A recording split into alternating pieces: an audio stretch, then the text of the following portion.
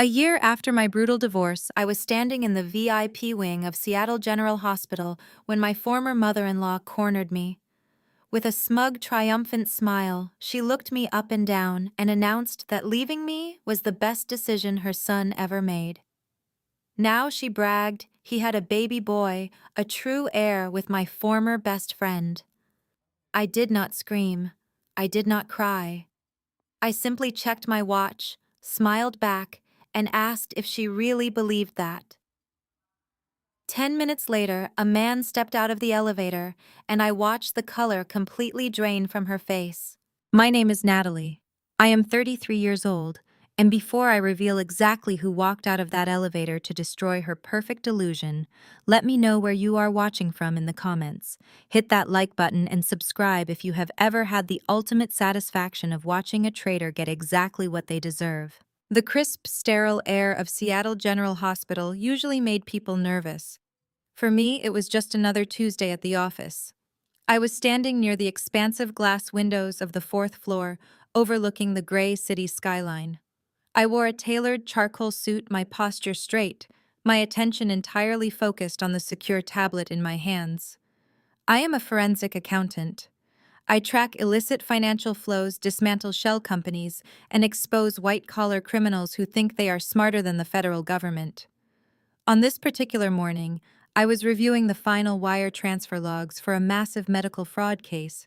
I was not there to visit anyone. I was there to close a trap. I was swiping through a decrypted ledger when the heavy mahogany doors of the VIP maternity suite swung open just down the hall. Laughter spilled out into the quiet corridor, followed by the unmistakable grating voice of Patricia. She stepped into the hallway looking exactly as she always did, a walking caricature of old money pretensions. At 62, Patricia wore her privilege like a weapon. She had on a pristine, cream-colored cashmere sweater, a strand of pearls that she loved to remind everyone were vintage, and an expression of perpetual disdain for anyone who did not share her country club zip code. She was adjusting a massive bouquet of imported blue hydrangeas when she turned and froze. Her eyes locked onto me. For a fraction of a second I saw confusion. Then the familiar mask of cruel superiority slid into place. Her posture stiffened, her chin tilted upward, and she marched down the polished linoleum floor toward me, like a predator who had just spotted wounded prey. I did not lower my tablet. I did not shrink back.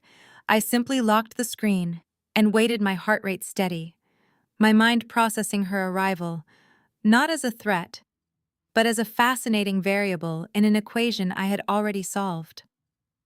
"Well," Patricia said, her voice dripping with venomous delight, "I suppose I should not be surprised to find you hovering around like a stray dog. Did you follow us here, Natalie? Are you really that desperate?" I looked at her, noting the slight tremor of excitement in her hands. She was thrilled. She had been waiting for a moment like this for 12 months, a chance to kick me while she assumed I was down. "I am working, Patricia," I replied, my tone flat and professional. "This is a hospital, not a private country club. You do not own the hallway."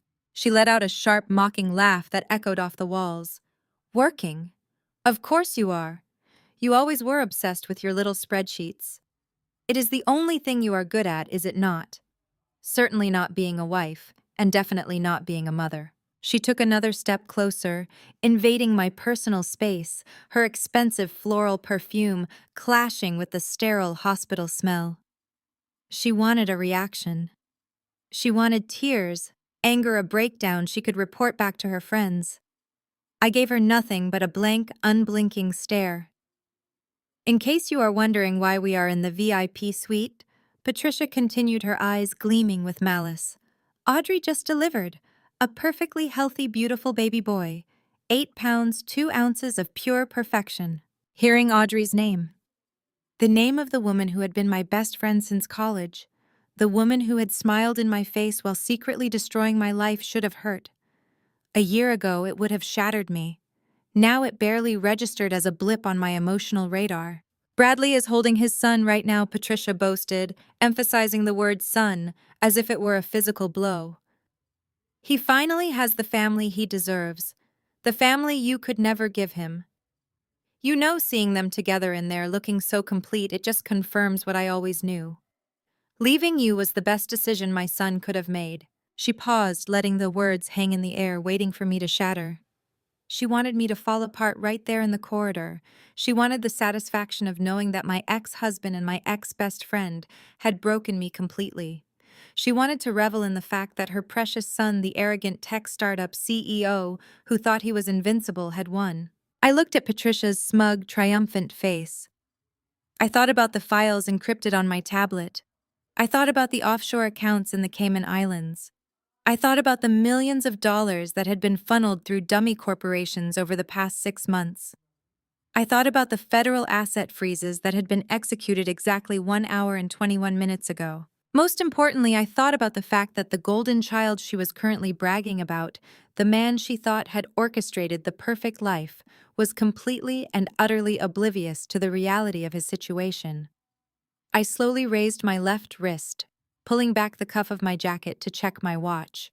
It was a subtle, dismissive gesture that I knew would infuriate her. "Is that so, Patricia?" I asked, my voice barely above a whisper, carrying an icy calm that finally made her smug smile falter. "You are so confident that your son is the smartest man in the world. You are so sure that Audrey is the perfect traditional woman you always wanted for him." She bristled her hands, gripping her expensive handbag. "She is 10 times the woman you are. She gave me a grandson. She gave the family a true heir." I smiled. It was not a friendly smile. It was the smile of a hunter watching a trap snap shut. "Is that what you believe?" I asked, softly tilting my head. "Are you really that naive, or just that desperate for a legacy?" "What is that supposed to mean?" She snapped, her voice rising in pitch. "You are just bitter. You are a barren, bitter woman who cannot stand to see my son happy." I slipped my tablet under my arm and took a deliberate step toward her. I did not raise my voice. I did not need to. The truth is always louder than a scream. I am not bitter, Patricia. I am just observant. And from where I am standing, your perfect family is a house of cards waiting for a strong breeze. She opened her mouth to shout, raising her hand as if she might actually strike me right there in the hospital corridor. Her face was flushed with indignant rage, her aristocratic facade cracking under the weight of my absolute indifference. She drew in a sharp breath, preparing to deliver another verbal assault, completely unaware that the real storm was about to hit. Before she could speak, the distinct chime of the hospital elevator echoed through the hall, signaling the arrival of the very people who were about to tear her perfect world to shreds. Patricia was too consumed by her toxic momentum to notice anything around her. Her eyes were wide with manic energy. She stepped close, the heavy scent of her floral perfume practically suffocating. She raised her hand, pointing an acrylic nail directly at my chest, like a judge handing down a sentence. She wanted to break me. She wanted to see my spirit shatter under the weight of her words. "Listen to me very carefully, Natalie," Patricia hissed. "You were a mistake. A temporary placeholder. My son spent years pretending to be happy with a woman who spent more time staring at spreadsheets than tending to her own marriage. The worst part was not your ambition. The worst part was your absolute failure as a woman." I kept my expression completely blank, though I knew exactly where she was going.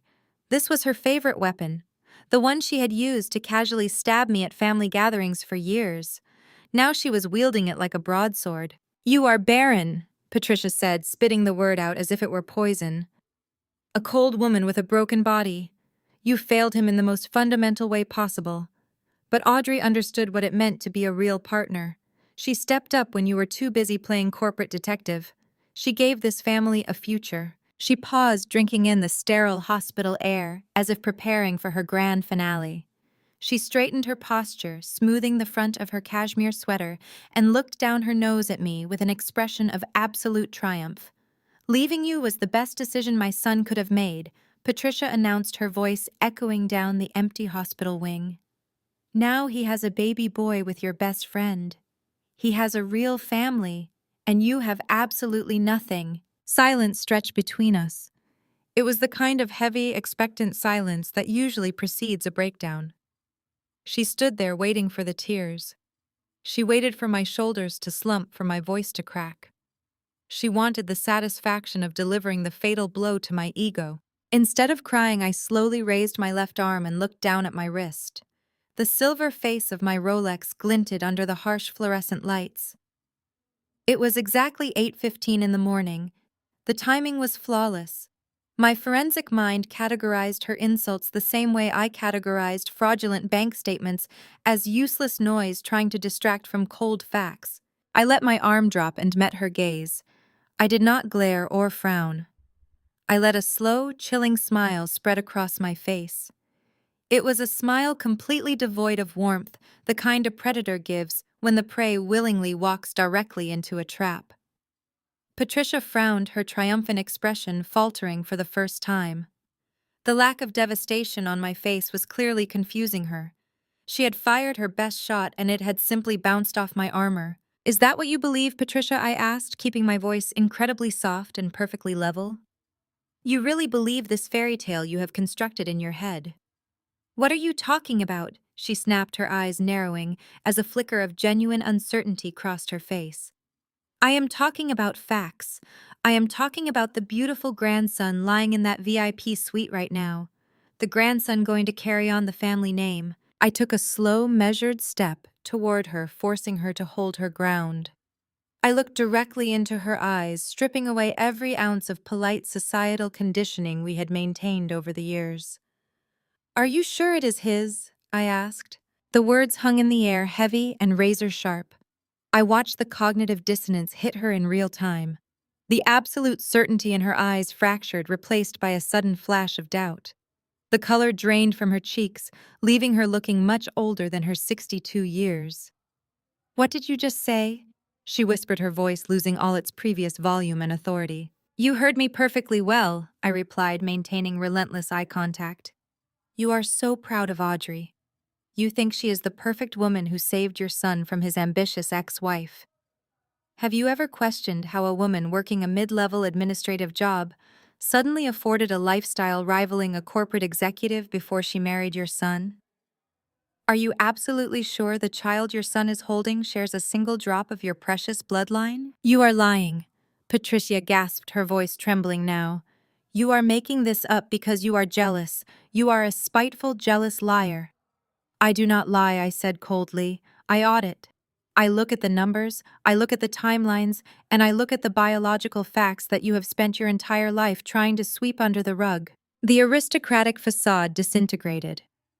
Patricia was no longer the smug society matron bragging about her family legacy.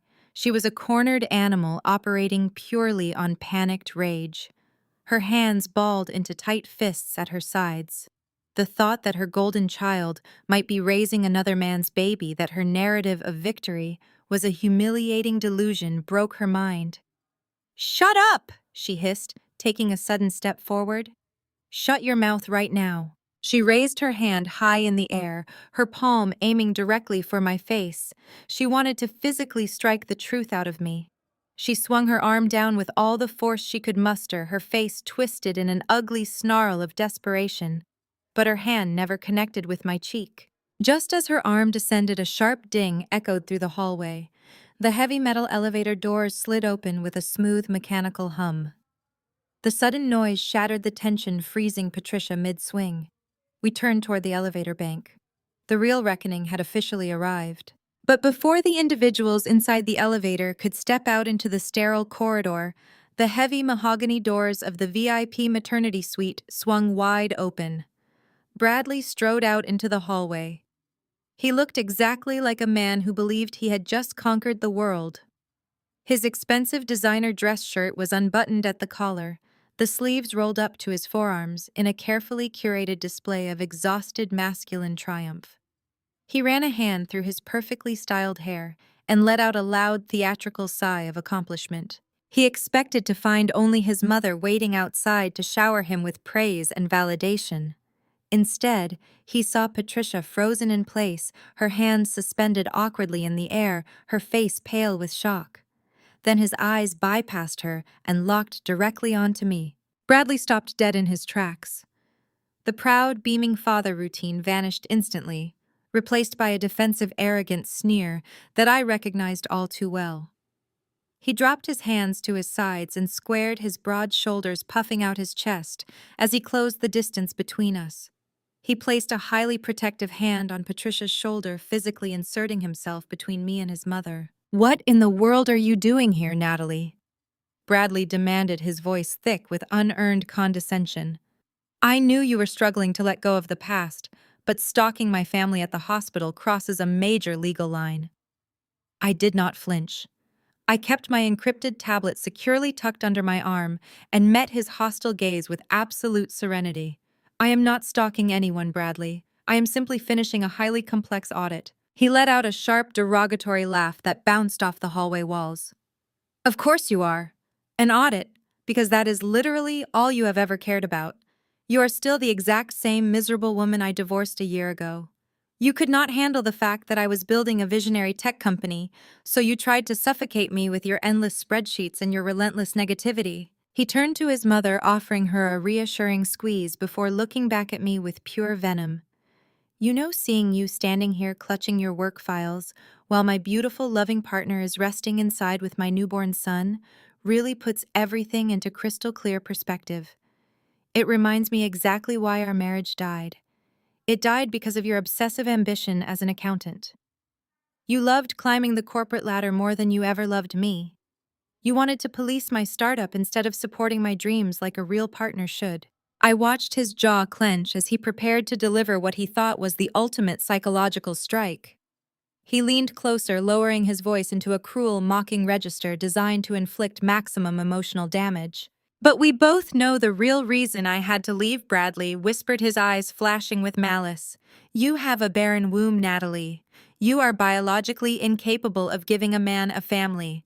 Audrey gave me a son. She gave me a legacy. You gave me nothing but tax lectures and a cold bed. You are a completely defective woman." Patricia let out a breath she had been holding, her aristocratic arrogance returning now that her son was actively shielding her. She nodded in vigorous agreement, her eyes gleaming with renewed malice as she watched Bradley attempt to tear me down piece by piece. I stood perfectly still, letting his misogynistic gaslighting monologue wash over me without absorbing a single drop of his toxic intent. A year ago, those exact words would have sent me into a dangerous spiral of self-doubt and agonizing grief.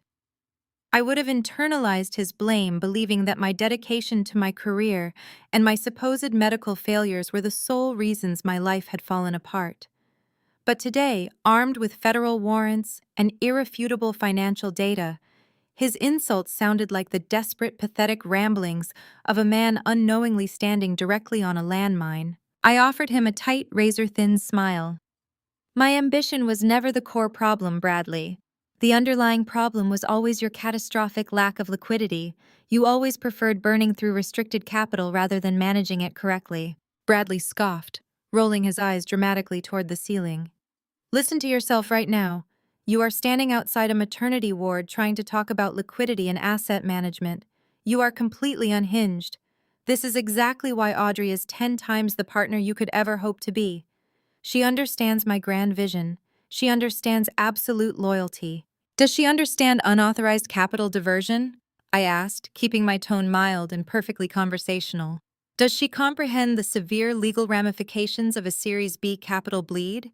Because from my professional perspective, your grand vision requires an awful lot of unverified offshore transactions just to stay afloat." His smug expression faltered for a fraction of a second. A tiny muscle in his jaw twitched, but his monumental ego quickly overrode his basic common sense. He laughed again, though it sounded noticeably more forced this time. "You are truly pathetic, Natalie. You are literally making up complex financial buzzwords to try and sound intimidating because you absolutely cannot handle the fact that I won. My startup is officially valued at $30 million. My primary investor considers me a generational visionary. I have a gorgeous woman who adores me and a healthy son to carry on my powerful name. You have a leather briefcase and a lonely apartment." I tilted my head, studying him as if he were a particularly fascinating biological specimen trapped under a microscope. $30 million is a highly optimistic valuation for a company experiencing massive asset depreciation, I noted calmly, especially when the operating budget is being actively drained to fund personal luxury real estate acquisitions. Tell me, Bradley, exactly how long does it take for a visionary to realize his entire equity structure is built on federal wire fraud? Patricia stepped out from behind her son, her voice shrill and commanding once again.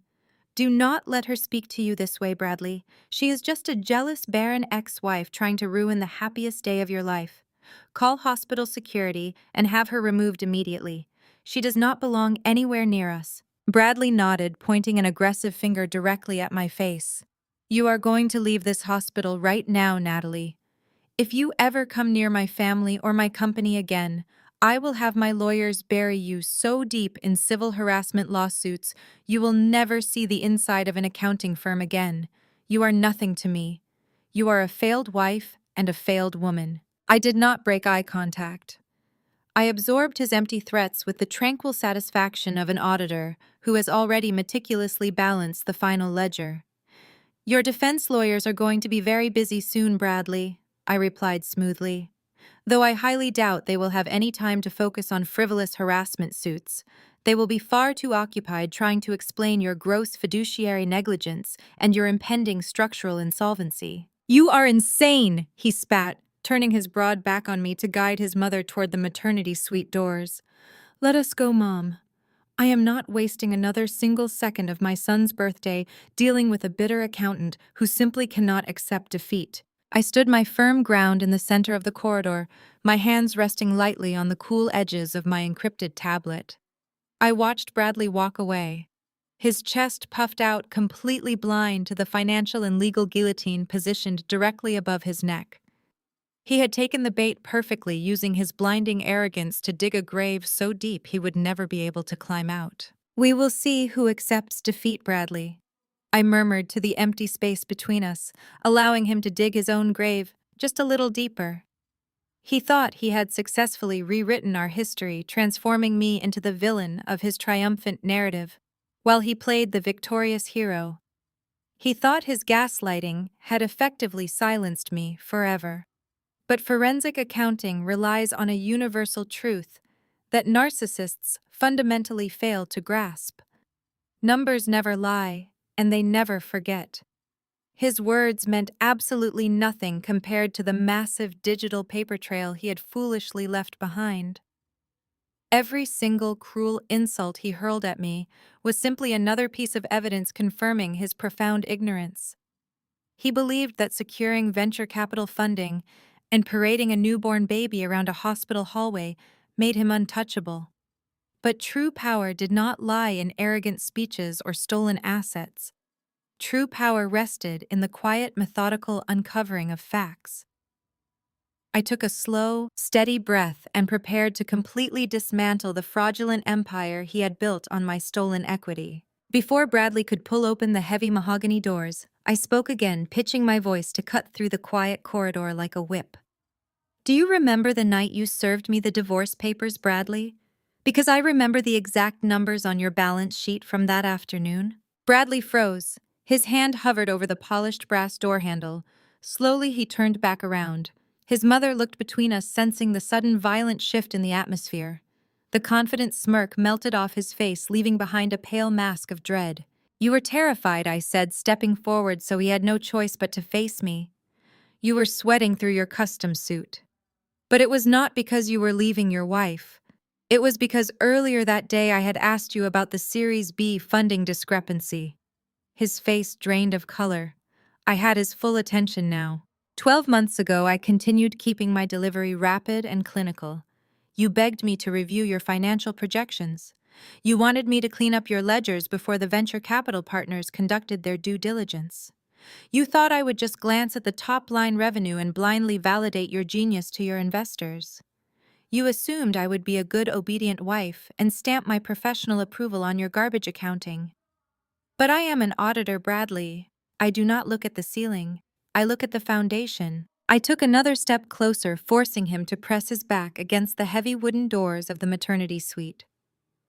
I found the anomaly in under an hour. $700,000 listed as generic vendor payouts. Except the vendor identification numbers did not match any registered corporate entity in the state of Washington. I asked you a simple standard accounting question about where that massive chunk of capital was flowing. Do you remember your exact reaction? Bradley swallowed hard. His eyes darted toward the elevator, suddenly desperate for an escape route that did not exist. You panicked, I stated, answering my own question. You realized you had just handed a forensic accountant the exact roadmap to your embezzlement. You knew that if I pulled one single thread, your entire house of cards would collapse. Your primary investor would pull his funding, and you would face federal charges for corporate fraud. You needed to stop me from looking at your books immediately. Patricia tried to interject, her voice trembling as she clutched her expensive handbag tightly. Bradley, what is she talking about? What stolen money? Shut up, Mom, Bradley hissed, his eyes locked on mine wide with mounting terror. How do you stop a forensic accountant from uncovering your financial crimes? I asked, my voice dropping to a dangerous whisper. You blindside her. You detonate a bomb in her personal life so massive that she cannot even think straight, let alone audit a ledger. You filed for a brutal sudden divorce 48 hours after I found that anomaly. He had used cruelty as a smokescreen.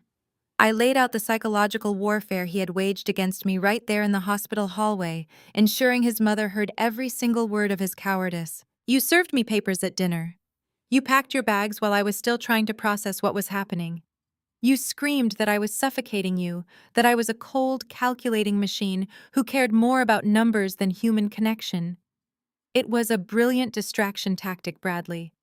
You manufactured a devastating emotional crisis to force me out of our home, out of your accounts, and completely off your financial trail. I watched him struggle to breathe. His chest heaved under his designer shirt. The illusion of his absolute success was suffocating him. But a sudden divorce was not quite enough. Was it I pressed on, relentless and unyielding? You needed to break my spirit entirely. You needed to make sure I was so deeply depressed and consumed by inadequacy that I would not fight you during the asset mediation. So you and your new mistress devised a masterstroke of psychological torture. I let a cold, mocking smile touch my lips. You needed a reason for leaving me that would shatter my identity as a woman.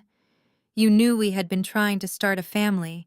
You knew my deep anxieties about our struggles. And conveniently, Audrey worked as a senior clinical administrator at Seattle Women's Health. She had unrestricted access to the hospital database, a hospital system remarkably similar to this one. Patricia gasped, her hand flying to her mouth as the reality of my words began to penetrate her stubborn denial. Audrey illegally accessed my medical files, I stated, delivering the facts with lethal precision. She forged a clinical diagnosis declaring me permanently infertile. She printed it on official clinic letterhead, forged the signature of my attending gynecologist, and handed it to you. You brought that forged document to our kitchen table. You threw it in my face. You told me you wanted a legacy and that I was biologically useless to you. You broke me, I said, my voice ringing with absolute authority. You convinced me my body was defective. You watched me spiral into a depression so dark I could barely get out of bed. And while I was mourning the children, I thought I could never have you rush through the mediation, claiming the business assets were toxic and securing the lion's share of our marital wealth. Bradley looked physically ill. The arrogant tech visionary had vanished, replaced by a terrified man, realizing the depth of his exposure. The psychological warfare was no longer his weapon. It was mine. You thought you were a mastermind. I concluded, watching his eyes dart wildly around the hallway. You thought destroying my sanity was the perfect crime to cover up your stolen wealth. But you forgot one crucial detail. Grief fades over time, Bradley. But the numbers always remain. Patricia shook her head, her perfectly coiffed hair trembling as she desperately tried to cling to the narrative she preferred. You are twisting things, Patricia declared, her voice pitched high with panicked denial. Bradley did not need to manipulate you. He simply realized his worth. He realized he needed a traditional, devoted woman by his side. Audrey is a true partner. She understands family values. She does not care about money or spreadsheets. She cares about providing a warm, nurturing home for my son. I let out a sharp, genuine laugh that echoed down the quiet hospital wing. A traditional devoted woman. Is that what Audrey told you while she was picking out the custom Italian marble for the new kitchen she bought with my stolen equity?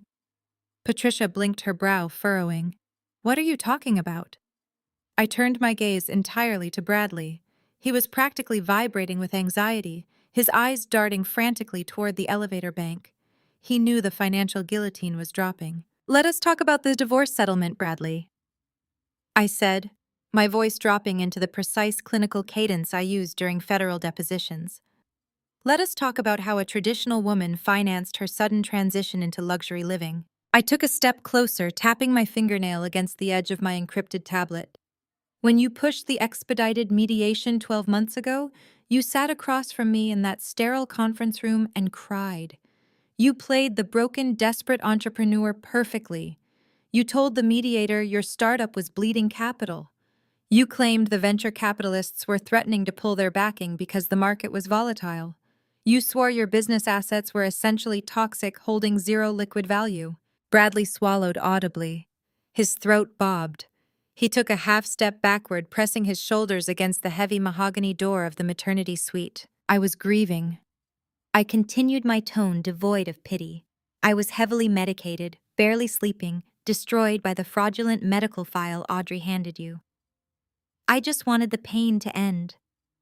I wanted to escape the marriage without a protracted legal battle. So when you begged me to surrender 60% of my home equity to keep you out of bankruptcy, I agreed. The total equity in our Seattle property was valued at $1.2 million. I was legally entitled to $600,000. Instead, I walked away with barely $200,000 because I believed you were financially drowning. Patricia looked at her son, her expression shifting from indignant rage to severe confusion. Bradley, what is she saying? You told me you bought her out fairly. He did not buy me out. Patricia, I stated, never breaking eye contact with him. He robbed me blind. I unlocked my tablet. The screen glowed with lines of data, highlighting the digital trail I had spent the last 6 months, painstakingly verifying. Let us look at the cold, hard numbers, I said smoothly. The day before our mediation was finalized, you claimed your liquid assets totaled $42,000. You submitted sworn affidavits to the court attesting to your impending insolvency. But numbers leave a footprint, Bradley. They leave a digital echo that an amateur like you cannot erase. I swiped to the next screen, to the 4 days prior to signing our settlement, you executed a wire transfer of $2.8 million. You routed it through a holding company registered in Delaware, which immediately pushed the funds into an offshore account in the Cayman Islands. Specifically, an account held at the Grand Cayman branch of Royal Atlantic Bank under the shell entity name Apex Horizon Holdings. Bradley let out a choked gasp. The blood vanished from his face entirely, leaving his skin a sickly ashen gray. His knees visibly buckled, and he had to brace a hand against the doorframe to stay upright. I swiped the screen again, relentless. 72 hours later, you moved another $1.4 million into a secondary trust in Bermuda. You deliberately hid $4.2 million in liquid capital while sitting in a mediation room, swearing under oath that you were practically destitute. You committed severe perjury to strip me of my rightful share of the marital assets. You are making this up, Patricia demanded, though her voice shook violently. She looked at Bradley, waiting for him to deny it, waiting for her golden child to scream that it was all a lie. But Bradley could not speak. He was hyperventilating. He used my home equity to buy the waterfront property in Bellevue. I told Patricia, my words precise and lethal. The house Audrey currently lives in. The house you think your son bought with his hard-earned tech money. He bought it with funds he stole from me during a divorce settlement he engineered through psychological abuse. I turned back to Bradley. You thought you were so clever using Apex Horizon Holdings. You thought registering the shell company under Audrey's maiden name would shield you from discovery. But Audrey is not a financial mastermind. She is a woman who loves to spend other people's money. She left a sloppy trail of property taxes and luxury car payments drawing directly from that Cayman routing number. Please, Bradley croaked, his voice cracking.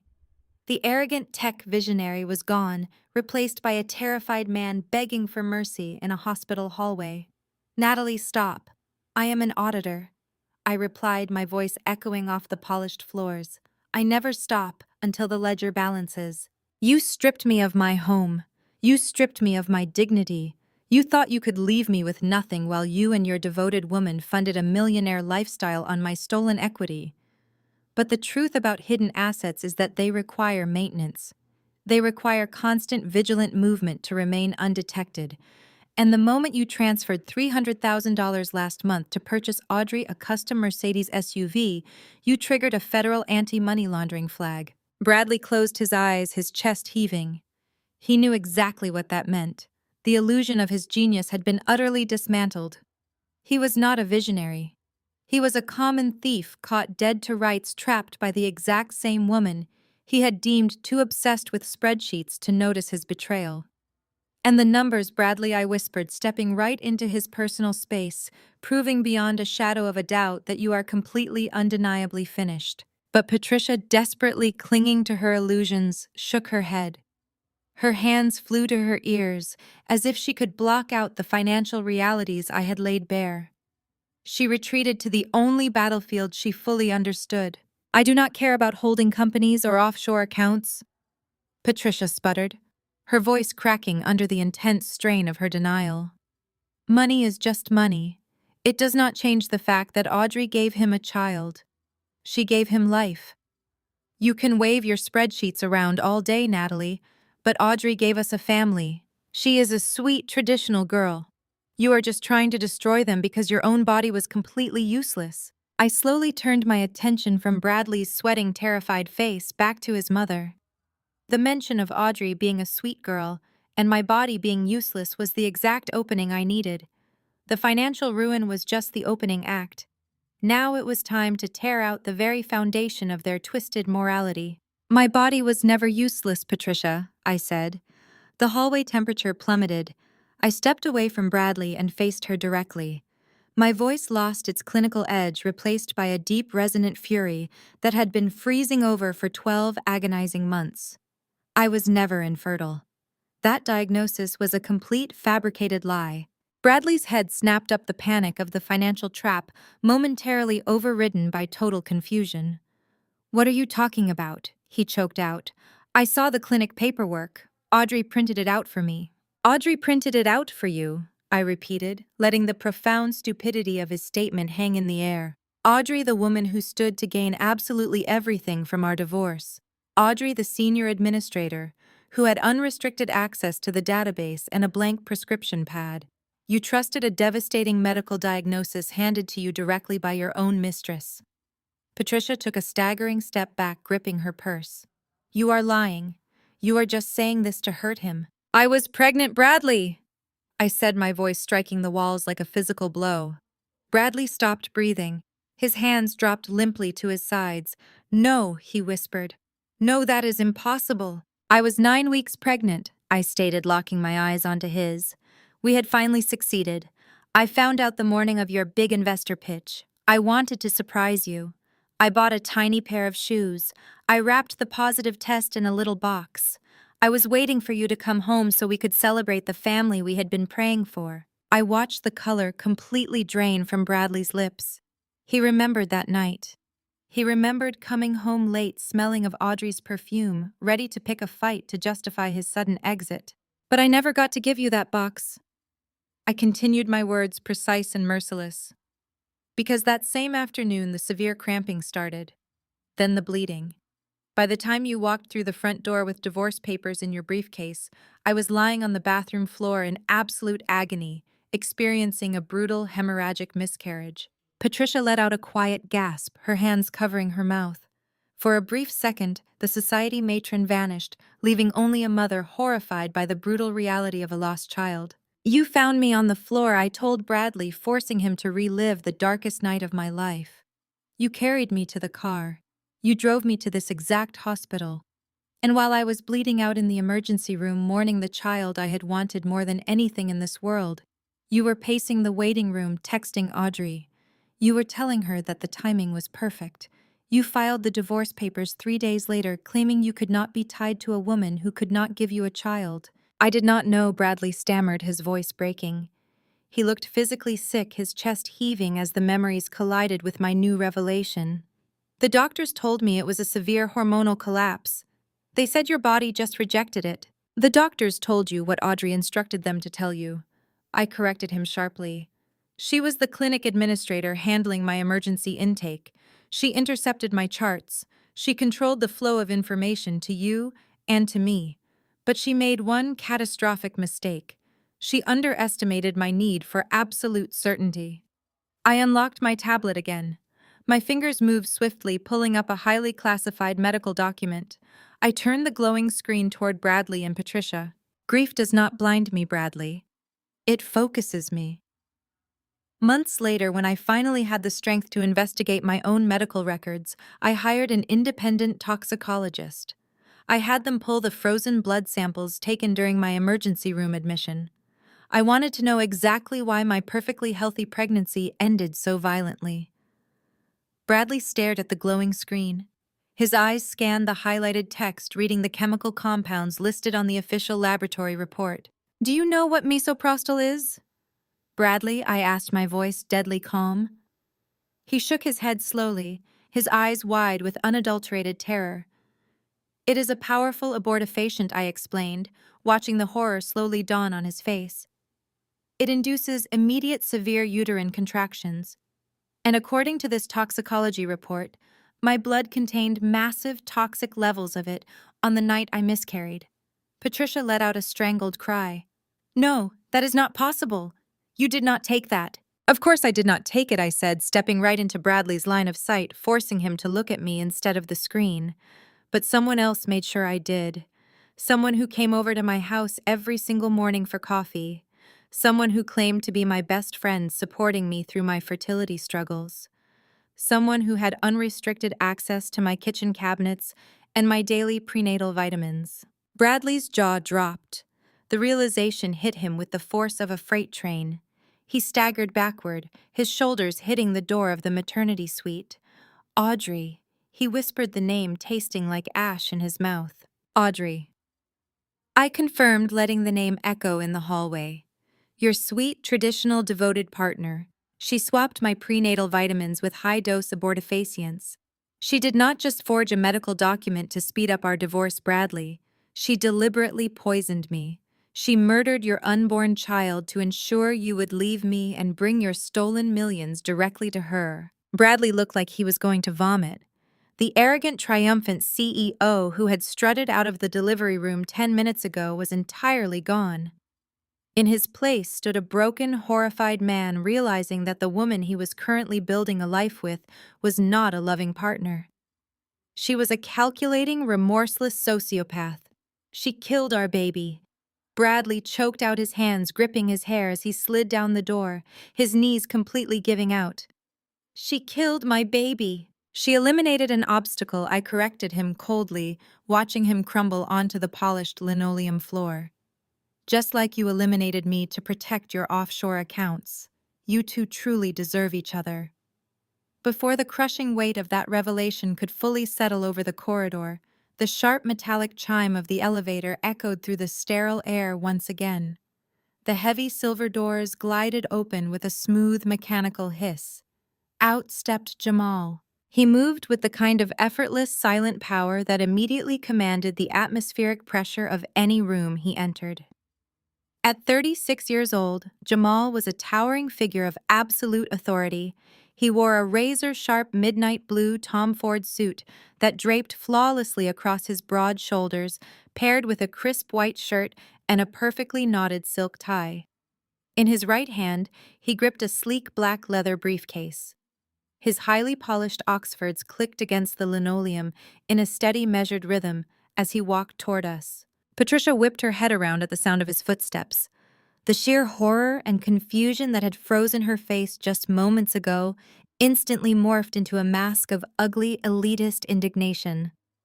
Patricia had always harbored a deep-seated, barely concealed disdain for Jamal. To her, the brilliant African-American attorney who had married her daughter Rachel was nothing more than an opportunistic outsider. She had spent the last 5 years making endless venomous microaggressions about his background, fully convinced that he was somehow beneath the pristine bloodline of her aristocratic family. "What in the world are you doing here, Jamal?" Patricia demanded, her voice shrill and dripping with toxic entitlement. She completely ignored the fact that her son was currently hyperventilating on the floor.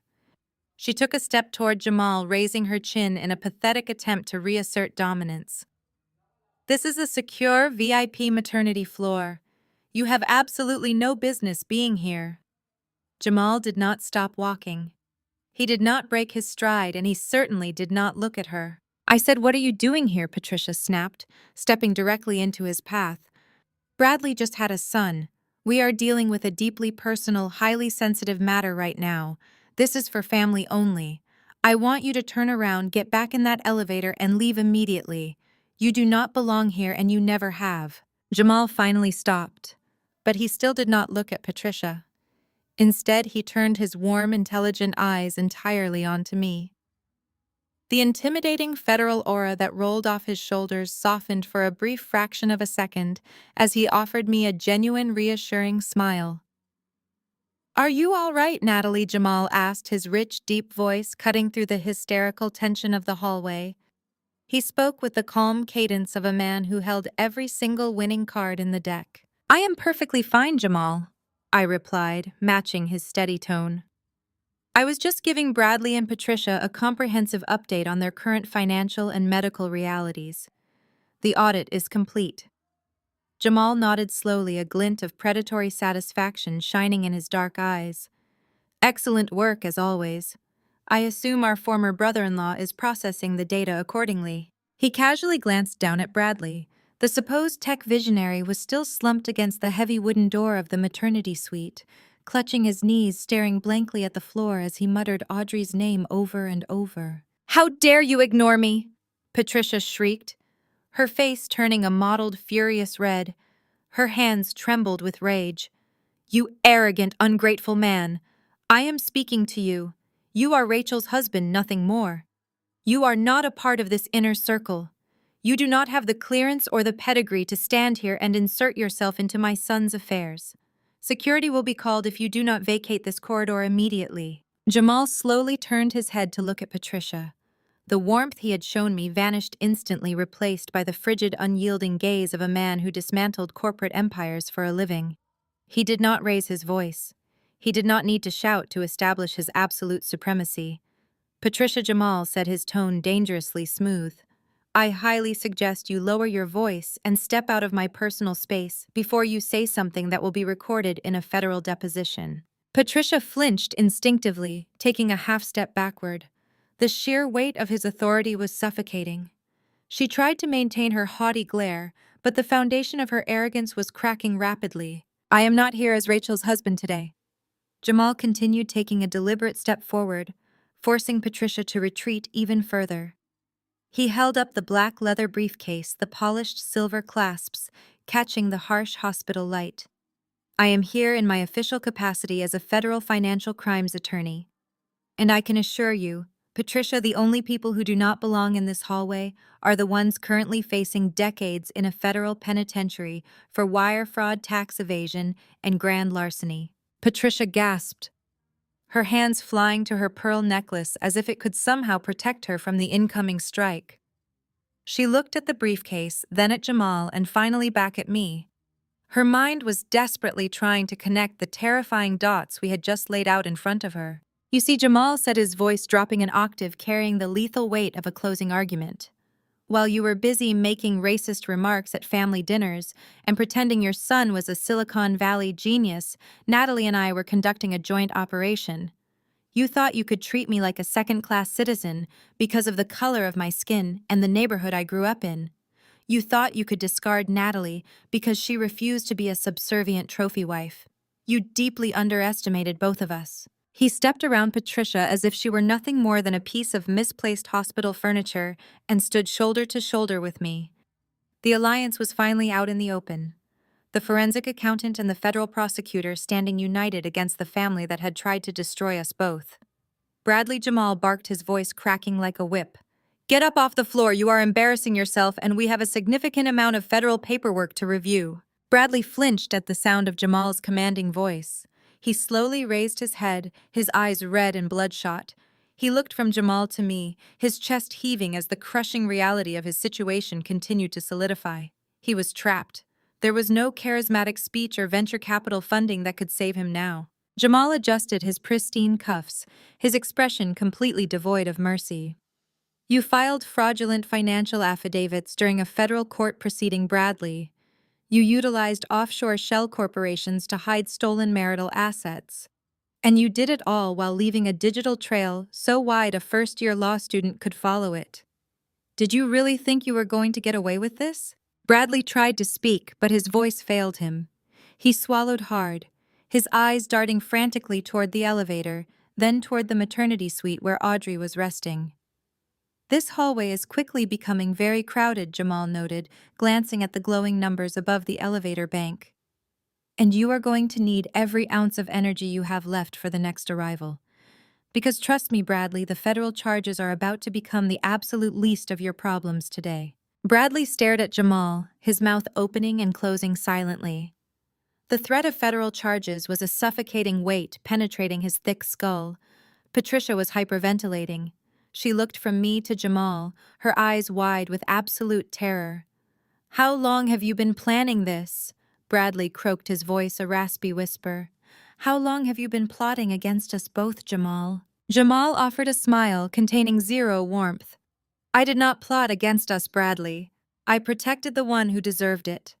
12 months ago, while you finalized your fraudulent divorce and celebrated with Audrey, my wife Rachel and I sat in a hospital room across the city. We sat with Natalie while she recovered from a hemorrhagic miscarriage you left her to endure alone. Patricia gasped. Rachel knew about this. My daughter knew. Rachel knew everything, Jamal stated, his voice a lethal rumble. She knew her brother was a coward who abandoned his wife. She knew Audrey was a manipulative parasite. Rachel held Natalie's hand while she cried for the child she lost. I stood at the foot of that bed and watched a loyal woman get discarded like trash because her husband was too busy covering up corporate theft. That was the exact moment our alliance formed. I nodded, stepping forward. You thought I was broken, Bradley. You thought your psychological warfare destroyed my ability to fight. But while you popped champagne with Audrey, Jamal and I drafted a comprehensive investigative strategy, you handed a federal prosecutor and a forensic accountant the ultimate motivation to dismantle your existence. You have no jurisdiction here. Bradley spat, hands shaking violently. You are a federal attorney. You cannot investigate your brother-in-law without a conflict of interest. You are bluffing. Jamal laughed. You truly are a spectacular amateur. Did you honestly believe I would jeopardize my career to take down a fraudster like you? I did not investigate you personally. I facilitated the introduction between an elite forensic accountant and the federal agencies who needed her expertise. Natalie did the tracking. I just guided her on exactly which federal statutes you violated so she could build an airtight dossier for the Federal Bureau of Investigation. Jamal stepped closer, forcing the CEO against the doors. Let us review the charges. Under Title 18 of the United States Code, Section 1343, wire fraud carries up to 20 years in federal prison per count. You executed 47 separate wire transfers to your Cayman Islands shell company. That is 47 individual counts. But we are not finished, Jamal continued, his voice relentless. Section 1956, money laundering, adds another 20 years per count.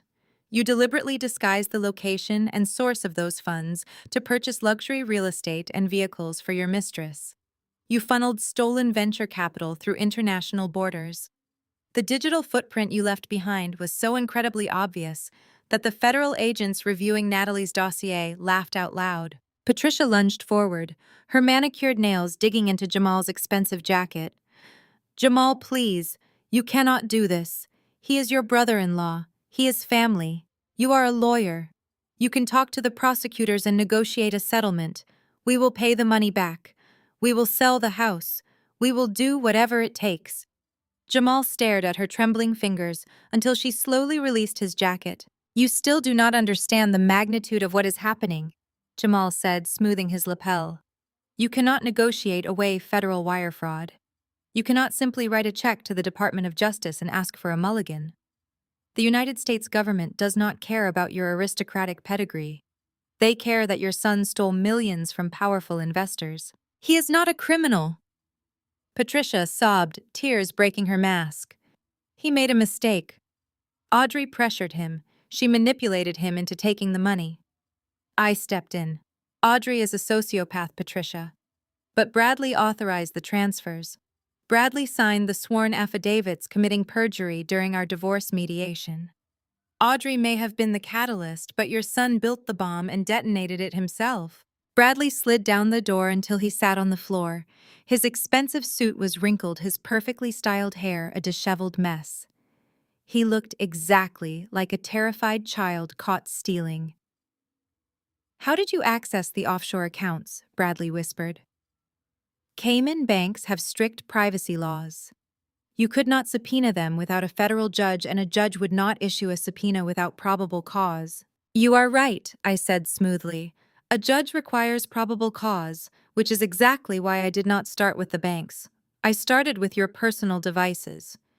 Do you remember insisting on keeping our shared cloud storage active for 3 months after the divorce so you could seamlessly transfer your files? You thought I was too depressed to monitor the network traffic. I watched every single automated backup you executed. I captured your encrypted passwords, two-factor authentication logs, and daily correspondence with your overseas wealth managers."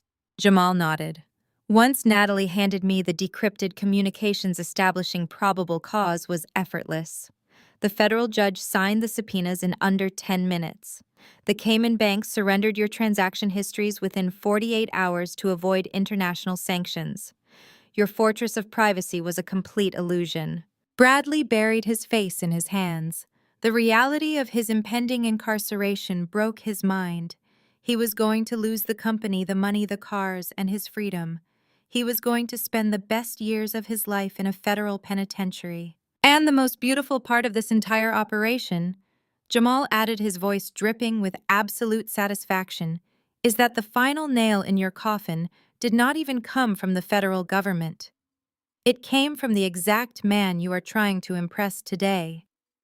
Before Bradley could process what Jamal meant, the distinct mechanical chime of the hospital elevator echoed down the corridor once again. The heavy silver doors glided apart with a soft hiss. The hallway, previously suffocating under the weight of Jamal's threats, instantly grew colder. Stepping across the threshold was Vincent. At 48 years old, he was a billionaire venture capitalist, a man who dismantled empires with the casual flick of a pen. He did not walk but advanced, claiming the space with the undeniable gravity of an apex predator entering a cage full of cornered mice. Vincent wore a bespoke charcoal suit that lacked the flashy arrogance of Bradley's attire. His clothing was a masterclass in understated power, devoid of loud labels, but screaming of wealth that could buy everyone on this floor 10 times over. His silver-streaked hair was perfectly cropped, his jawline sharp, and his pale gray eyes held the terrifying stillness of a man who had never lost a negotiation. He carried no briefcase. He had no entourage. True power never required props, and he knew it perfectly. Bradley scrambled up from the polished floor the second he recognized the man emerging from the elevator. The sheer panic that had paralyzed him evaporated, replaced by a sickening, desperate surge of toxic ego. In his fractured, narcissistic mind, he saw Vincent not as the executioner, but as a lifeline. He genuinely believed his primary investor had cleared his schedule and traveled to the hospital solely to congratulate his favorite tech visionary on the birth of his heir. Bradley frantically smoothed down the wrinkled front of his designer shirt, aggressively adjusting his collar and shooting a triumphant, venomous glare toward me and Jamal. He thought he had just been rescued. He believed the presence of a billionaire would force the federal prosecutor to back down and show absolute deference. "Vincent!" Bradley exclaimed, his voice cracking slightly, before he forced it into a booming register of manufactured masculine camaraderie. "You actually came! I cannot believe you made the trip down here today." Bradley lunged forward, closing the distance with eager, pathetic strides. He thrust his right hand out, a sweaty offering to the man who funded his entire fraudulent existence. Thank you so much for coming to see the baby, Vincent. Audrey is resting in the suite right now, but she is going to be thrilled that you took time to visit my son. Vincent did not slow his pace. He did not break his stride, and he most certainly did not raise his hand to meet Bradley's outstretched palm. He walked directly past Bradley, as if the younger man were nothing more than a transparent gust of wind. Bradley's eager smile froze his arm left hanging, suspended in the empty air, the brutal public rejection acting like a violent physical slap across his stunned face. Patricia, completely misreading the lethal temperature of the room, decided this was her moment to secure her family's social standing. She quickly stepped forward, smoothing her cashmere sweater and offering a dazzling, sycophantic smile. Mr. Vincent. Patricia purred, her voice dripping with artificial sweetness. I am Patricia Bradley's mother. We are simply overjoyed that you are here to celebrate the continuation of our family line. The baby is a perfect, beautiful boy. I know Bradley considers you a mentor, and having you here validates everything he has built. Vincent finally stopped walking. He slowly turned his head to look at Patricia. He did not speak a single word. He simply leveled his pale gray eyes at her. The look was utterly devoid of human warmth. It was the detached clinical stare of a slaughterhouse operator examining cattle. Patricia's artificial smile instantly collapsed under the sheer, crushing weight of his gaze. She physically recoiled, taking 2 rapid steps backward, until her shoulders hit the wall, her survival instincts finally overriding her arrogant delusions. Having silenced the matriarch without uttering a single syllable, Vincent shifted his attention. He looked past the humiliated mother and the trembling son, locking eyes directly with Jamal and me. The atmosphere in the corridor shifted drastically. Vincent offered a single microscopic nod of his head. It was a subtle gesture, completely imperceptible to Bradley and Patricia, but it carried the weight of a signed contract. It was the professional acknowledgement between the architect of the financial trap and the operatives who perfectly executed it. Jamal returned the nod with equal brevity. I maintained my steady posture, feeling a profound surge of vindication. Vincent had hired me blindly through encrypted channels 6 months ago, trusting my forensic expertise to track the millions bleeding from his portfolio. Seeing him stand here confirmed that every late night I spent decrypting offshore accounts had been entirely worth it. Bradley, unable to process the total rejection and desperate to reclaim the narrative, awkwardly lowered his outstretched hand. He let out a nervous, high-pitched chuckle that echoed pitifully in the dead silence. Vincent Bradley stammered, his voice dripping with forced levity. I know the timing is a bit chaotic. Obviously, we have some extended family drama happening out here in the hallway, but Audrey is just inside. I can go tell the nurses to prep the baby for visitors. I know you want to see the brand new boy. Vincent slowly rotated his entire body to fully face Bradley. The billionaire stood perfectly still, his 2 hands resting comfortably in his trouser pockets. When he finally spoke, his voice was a low, resonant baritone that commanded absolute silence. It held absolutely no anger, no joy, and 0 compassion. It was the cold voice of a man executing a flawless, premeditated corporate hostile takeover today. I am certainly not here to visit your son Bradley, Vincent stated softly, letting the syllables slice through the thick hospital air. I am here to correct a massive, incredibly expensive misunderstanding regarding exactly who this new child actually belongs to right now. Vincent did not wait for Bradley to process his chilling statement. The billionaire moved with swift, calculated precision. He reached inside the breast pocket of his bespoke jacket and withdrew a thick, folded document printed on heavy, watermarked paper. He did not hand it over politely. He stepped directly into Bradley's personal space and slapped the thick packet flat against the center of Bradley's chest. The sharp smack of heavy paper against crisp cotton echoed down the corridor like a gunshot. Bradley gasped, his hands flying up instinctively to catch the document before it fell to the floor. His fingers trembled as he gripped the thick edges. He looked down at the paper, then back up at Vincent, his eyes wide with frantic, uncomprehending panic. He looked exactly like a man who had just been handed his own death warrant, but lacked the courage to read the charges. Read it, Vincent commanded, his voice a low vibrating rumble that demanded absolute obedience. Read it aloud, Bradley. Let your mother and your former wife hear exactly what kind of legacy you have been bragging about all morning. Bradley fumbled with the seal. His hands were shaking so violently that he nearly dropped the packet twice. He finally managed to pull the thick medical report from the envelope. He unfolded the pages, his bloodshot eyes scanning the bold black text printed across the top. The document bore the official crest of a highly exclusive private genetic testing facility located in Switzerland. Bradley swallowed hard, his throat making a loud clicking sound. Prenatal non-invasive paternity test. He read, his voice cracking into a pathetic, breathless wheeze. Keep reading, Vincent instructed coldly. Read the names. Read the results. Bradley's eyes darted further down the page. The color completely vanished from his face, leaving his skin the shade of wet ash.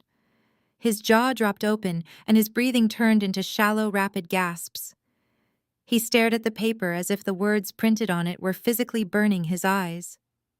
He shook his head slowly from side to side, a silent, desperate denial of the reality staring him right in the face. What does it say? Patricia demanded, stepping forward and attempting to snatch the paper from her son's trembling hands. Bradley, what is that document? Tell me what it says right now. Bradley could not speak. The psychological shock had completely paralyzed his vocal cords. He just stood there staring blankly at the medical laboratory results that shattered his entire universe. Since your son has suddenly lost his ability to speak, I will gladly summarize the findings for you, Patricia Vincent said smoothly, never breaking his predatory gaze from Bradley's shattered face. The document your son is holding is an airtight, legally admissible prenatal DNA test. It was conducted 6 weeks ago using a fetal blood sample extracted under highly secure, entirely private medical supervision. The probability of paternity is 99.9%. Patricia let out a shaky breath of relief, completely missing the incoming devastation. Well, of course it is. She snapped, her aristocratic arrogance returning for one final foolish moment.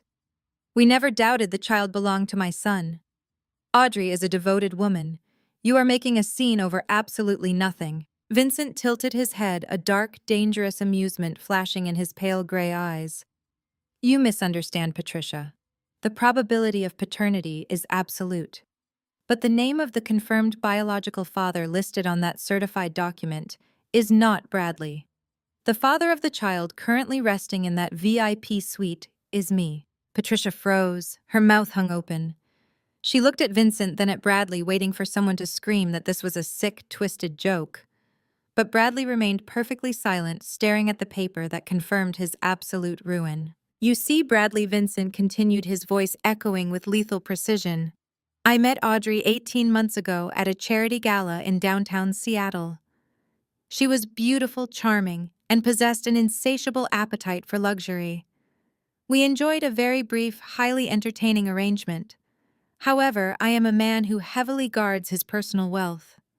I do not buy mansions for casual companions, and I certainly do not merge my private assets with temporary entertainment. Vincent took a slow, deliberate step closer, forcing Bradley to press his back against the maternity ward doors again. Audrey realized very quickly that she was never going to secure a permanent pipeline to my billions, Vincent explained. She needed someone else to fund her extravagant lifestyle. She needed a man with a massive ego, a fragile sense of masculinity, and direct access to a significant pool of liquid capital. She needed a highly convenient, incredibly arrogant financial mule, so she found you. Bradley let out a pathetic whimpering sound. He clutched the DNA results to his chest, as if the paper could somehow shield him from the brutal truth. I funded your startup, Bradley Vincent said, driving the psychological knife deeper. I gave you the venture capital. You thought you were a generational tech genius. You thought Audrey looked at you and saw a visionary leader. She did not. She looked at you and saw a gullible, insecure target. She convinced you that she was your devoted muse. She manipulated you into destroying your marriage and embezzling my investment funds to buy her the houses, the cars, and the designer wardrobe that I refused to purchase for her. Vincent leaned in, dropping his voice into a chilling register. And the truly pathetic part, Bradley, is that while you were sitting in your office feeling like a corporate titan, Audrey was inviting me over to the luxury waterfront property you purchased with stolen money. She was sleeping with me in the exact same bed you bought for her. Patricia let out a loud, strangled wail, pressing her hands against her temples as she staggered backward. "No," she shrieked. "No, this cannot be happening. This is a lie. Audrey loves him.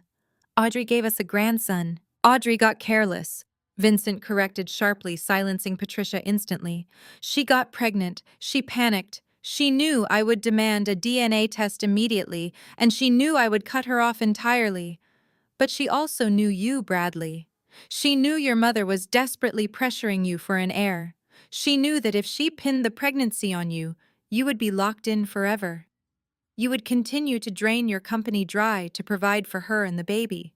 Bradley slowly slid down the heavy wooden doors, his legs completely giving out under the crushing weight of his monumental failure.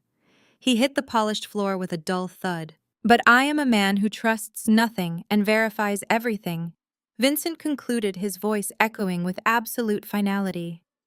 "I had my private medical team extract a DNA sample weeks ago. That child is my blood, Bradley. You are nothing but a discarded pawn who financed his own complete destruction. Let that reality sink in before we discuss the stolen millions." Vincent stood over the broken CEO, his expression a mask of absolute unforgiving authority. The DNA results lay crumpled on the hospital floor, beside Bradley, a physical representation of the catastrophic delusion he had been living. But the paternity revelation was only the prelude to the complete dismantling of his corporate identity. "You thought you were outsmarting everyone, Bradley," Vincent said, his voice dropping into a chilling conversational register.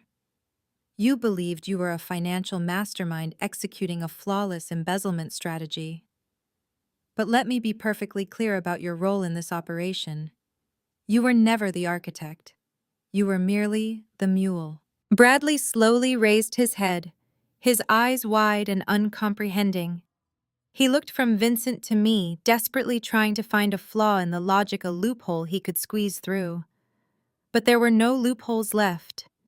I stepped forward, holding my encrypted tablet ready to deliver the forensic evidence that would seal his fate. "Let us review the anatomy of your brilliant shell company scam," I stated, my voice echoing down the corridor. "You authorized the transfer of $3.2 million from your Series B venture capital fund into an entity named Apex Horizon Holdings, registered in the Cayman Islands. You thought that because you used your offshore wealth manager to execute the wire transfers, the transaction was untraceable. You assumed you were cleverly hiding marital assets from me while securing a secret nest egg for yourself and Audrey." I swiped my tablet, projecting the data points in my mind as I spoke. "But you failed to recognize a fundamental principle of financial forensics, Bradley. Capital never simply disappears. It leaves a digital fingerprint.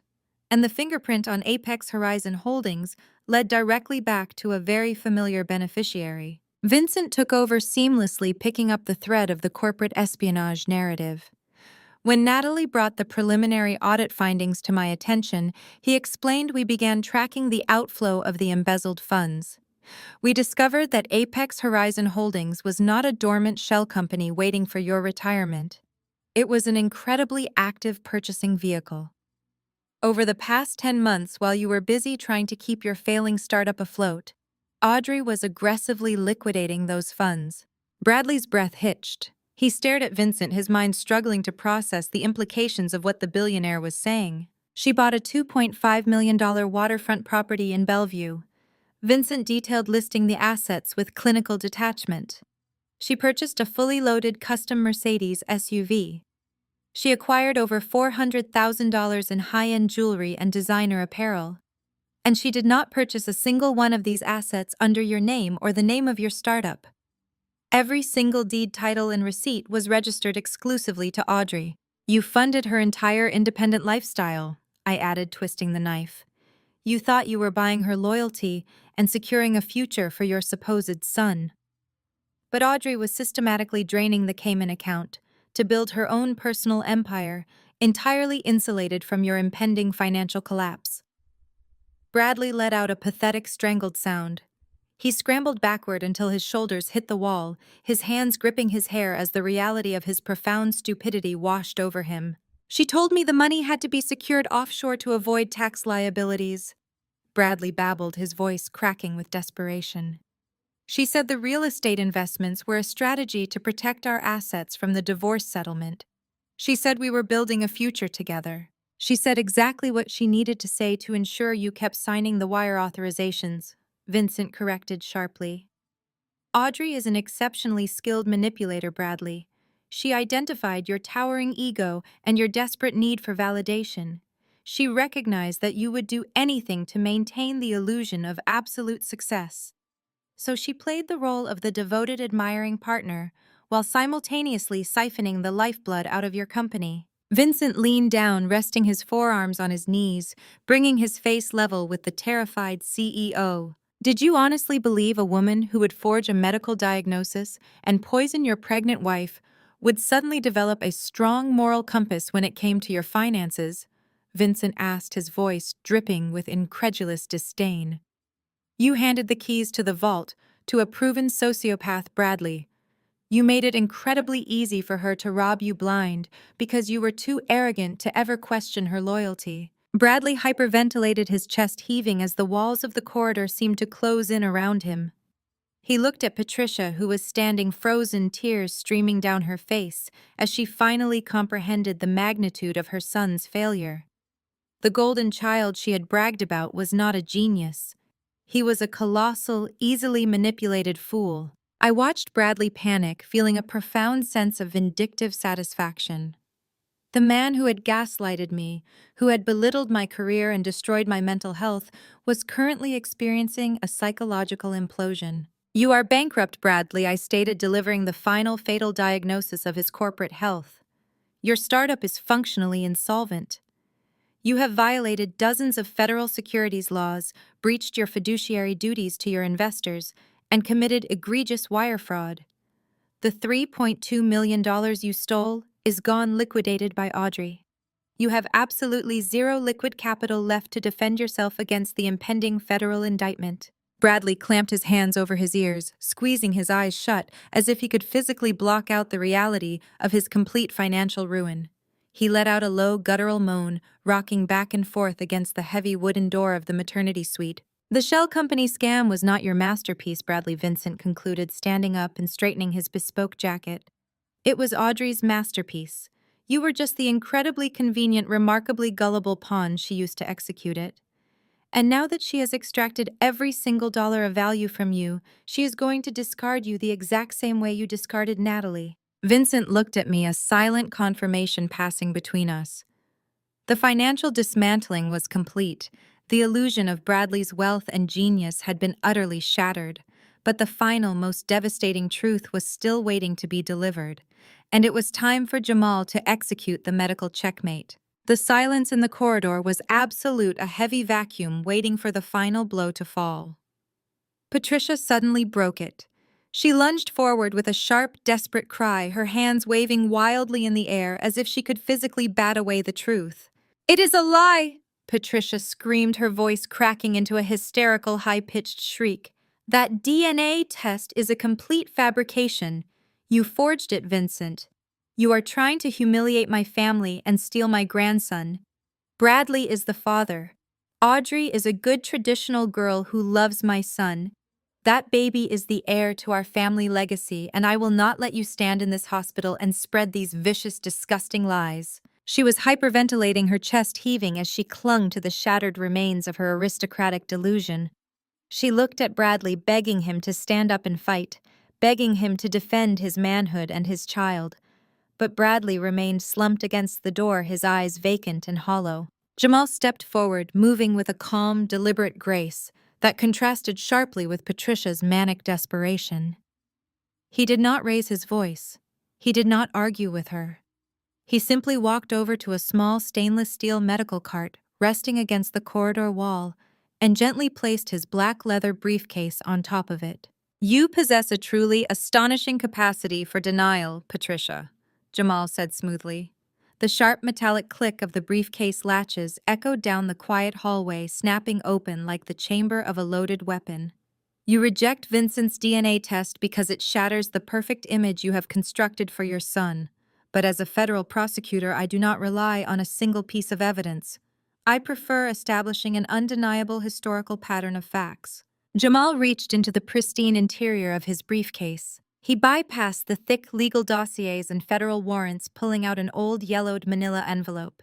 It was heavily sealed with faded medical tape, looking entirely out of place among the crisp, modern legal documents. Vincent brought the current genetic reality, Jamal stated, holding the envelope up to the harsh fluorescent lights. But I brought the historical context, because the truth about that baby in the maternity suite was decided a very long time ago. Jamal broke the seal, the sound of tearing paper slicing through the tension. He pulled out a stack of medical records printed on aging off-white hospital letterhead. He adjusted his suit jacket, assuming the undeniable posture of a man delivering a final damning verdict in a court of law. "Bradley," Jamal called out, forcing the broken CEO to lift his head.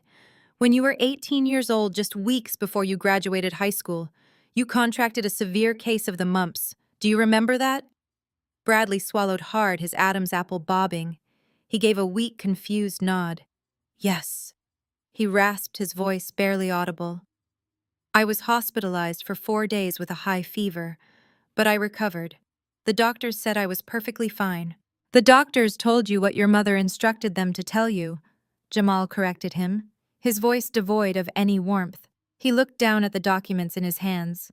"These are your authentic, unredacted medical records from Seattle Presbyterian Hospital dated exactly 15 years ago. Patient name, Bradley. Attending physician, Dr. Eris Thorne. Do you want to know what Dr. Thorne actually wrote in your discharge papers?" Patricia let out a strangled, terrified gasp. All the manic energy drained from her body in an instant. Her eyes widened in absolute, unadulterated horror. She took a step toward Jamal, her hands reaching out in a pathetic, trembling gesture of surrender. "No," Patricia pleaded, her voice dropping to a desperate whisper. "Jamal, please, do not read that. It is family business. You have no right." "I have every right," Jamal replied coldly, brushing her trembling hand away. He turned his attention back to the records, his voice projecting clearly down the hall. The patient suffered severe bilateral orchitis as a direct complication of the mumps infection. The resulting testicular atrophy caused massive, irreversible tissue damage. The final diagnosis is primary infertility, complete azoospermia. Jamal lowered the paper, fixing Bradley with a stare that offered no quarter. "Zero sperm count, Bradley. You are completely biologically incapable of fathering a child. You have been sterile since you were a teenager. Your condition is permanent and utterly irreversible." Bradley's jaw dropped. The words hit him with the force of a physical blow. He looked from Jamal to the yellowed medical records, his mind struggling to process a truth that fundamentally altered his entire existence. "That makes no sense," Bradley stammered, shaking his head frantically. "Mom handled my discharge. She met with Dr. Thorne. She drove me home and told me my blood work was clear. She told me I had a clean bill of health." Jamal slowly turned his head to look at Patricia.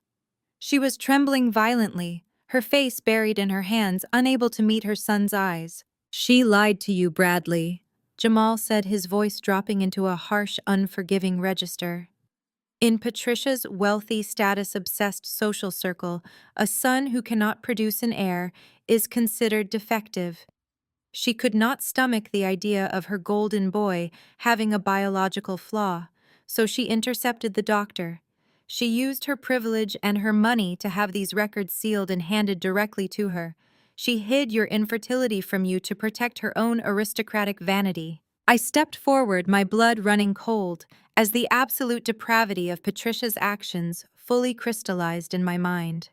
The financial theft was a crime of greed, but this was a crime of pure, unadulterated malice. "You knew," I said, my voice shaking with a deep volcanic rage. I stared at Patricia, wanting to burn a hole straight through her cashmere sweater. "You knew he was sterile this entire time." Patricia lowered her hands, her face streaked with ruined makeup, looking like a cornered rat. "I was protecting my son," she sobbed, her voice defensive and shrill. I was protecting his manhood. A man needs to feel whole. I did it out of love. Love! I shouted the word tearing from my throat. You watched me endure years of invasive fertility treatments. You watched me take excruciating daily hormone injections that left my body bruised and exhausted. You sat across from me at Thanksgiving dinners and smiled while your son screamed at me, blaming my body for our failure to conceive. You let him call me barren. You let him tear away my dignity and destroy my self-worth, knowing the entire time that I was perfectly healthy, and your son was the one who was biologically incapable. Patricia flinched, shrinking back against the wall. You were an outsider, she muttered, revealing the true rotting core of her prejudice. You were a disposable vessel. My son's confidence was more important than your feelings. Bradley let out a hollow, agonizing sound that was half laugh and half sob. He looked at his mother, the woman he had worshipped, the woman whose approval he had sought his entire life. The full, catastrophic weight of her deception crashed down upon him. You did this, Bradley whispered, his voice cracking as he pointed a trembling finger at Patricia. If you had told me the truth 15 years ago, I would have known Audrey was lying the second she claimed she was pregnant. I would have known immediately that she was cheating on me. I would never have stolen the money. I would never have divorced Natalie. He grabbed his hair, pulling at the roots as he sobbed uncontrollably on the hospital floor. You did not protect me, Mom. Your lie set me up to be conned. You let a sociopath ruin my entire life just to protect your precious ego. Patricia fell to her knees, weeping hysterically, reaching out to her broken son. But Bradley violently slapped her hands away, shrinking back from her as if her touch were acidic. The aristocratic matriarch was finally seeing the true cost of her vanity. She had manufactured a lie so massive it had consumed her entire family, turning her golden child into a convicted felon and a public joke. Bradley sat paralyzed on the cold linoleum. The sheer magnitude of his own stupidity was a physical weight pressing down on his chest until his lungs burned for oxygen. For his entire adult life, he had operated under the absolute certainty that he was the smartest man in any room. He had believed he was a visionary, a titan of industry destined for greatness, and a virile patriarch meant to establish a dynasty. In the span of 20 minutes, that entire identity had been violently ripped apart, leaving behind nothing but a hollow shell. He stared at his hands, watching them tremble uncontrollably. Those were the same hands that had signed the fraudulent divorce papers, the same hands that had authorized the transfer of millions of dollars into offshore accounts controlled by a sociopath. He had felt so incredibly powerful making those decisions. He had felt like a predator shedding a weak wife for a devoted partner. Now, looking at his shaking fingers, he realized he was never the predator. He was the prey. His eyes darted toward the heavy wooden doors of the maternity suite. Behind those doors lay Audrey, the woman who had played him with terrifying perfection. The humiliation burned through his veins like acid. Audrey had not looked at him and seen a brilliant tech founder. She had looked at him and seen an arrogant Mark, a man so blinded by his own ego that he would eagerly finance her lavish lifestyle while she shared his bed with a billionaire. He had embezzled his investors' capital, risking decades in a federal penitentiary simply to act as Audrey's personal ATM. He had proudly paraded around the hospital, boasting about his newborn son, completely oblivious to the fact that he was celebrating another man's DNA. He was not a father. He was a financial mule, serving as a human shield for a gold digger's grandest scam. A harsh sob tore from Bradley's throat as his gaze shifted from the maternity doors to me. I stood beside Jamal and Vincent, my expression utterly devoid of pity. Bradley looked at me, and for the very first time the dense fog of his narcissism evaporated, allowing the brutal truth to pierce his consciousness. I had loved him. I had been his fiercest advocate, his actual partner. I had endured years of grueling fertility treatments, injecting myself with hormones, all while carrying the immense guilt of our failure to conceive. And while I had been fighting to build a family with him, he had been punishing me for a biological defect that belonged entirely to him. He had allowed me to hate my own body. He had thrown Audrey's forged infertility diagnosis in my face, using my deepest vulnerability to shatter my sanity. And worse, when Audrey had poisoned me when she had murdered the only child we had miraculously managed to conceive, he had used my catastrophic grief to rob me blind. He had discarded the only woman on earth who had possessed the intellect to protect him and the loyalty to stand by him. He had traded gold for dirt. "Oh, Bradley, please," Patricia whimpered. The sound of his mother's voice snapped his attention back to the woman kneeling on the floor beside him. Patricia reached out her hands, shaking her perfect manicure, looking grotesque against the backdrop of the devastation she had engineered. She leaned forward, attempting to pull his head against her chest, attempting to soothe him exactly as she had done when he was a little boy. She wanted to wrap him in the suffocating blanket of her toxic maternal protection, to whisper that everything would be all right, that they would fix this together. "Do not touch me," Bradley growled. Patricia froze, but her desperate need to control the situation pushed her forward. She reached for his face, tears streaking through her expensive foundation. "Sweetheart, listen to me. We will hire the best defense attorneys. We will fight the federal charges. You are still my golden boy. You are still a brilliant man. We just need to stick together." Bradley's reaction was instantaneous and explosive. The decades of conditioned respect for his mother evaporated in a volatile flash of pure, unadulterated hatred. As Patricia's fingers brushed against his cheek, Bradley let out a visceral roar. He threw his arms up violently, shoving his mother away with a force that sent her sprawling backward across the polished hospital floor. "Get your hands off of me," Bradley screamed, his voice cracking, tearing through the quiet corridor with agonizing volume. "You did this. You destroyed my entire life." Patricia gasped, scrambling to sit up, her eyes wide with shock at the physical rejection. "Bradley, I am your mother. I was trying to protect your manhood. I was trying to protect your pride." "My pride," Bradley shouted, scrambling to his feet. He towered over her, his fists clenched at his sides. "You call this protecting my pride? You let me believe I was a functioning man. You let me believe my wife was broken. You sat at my dining room table and watched me humiliate Natalie for years, knowing all along that I was the defective one.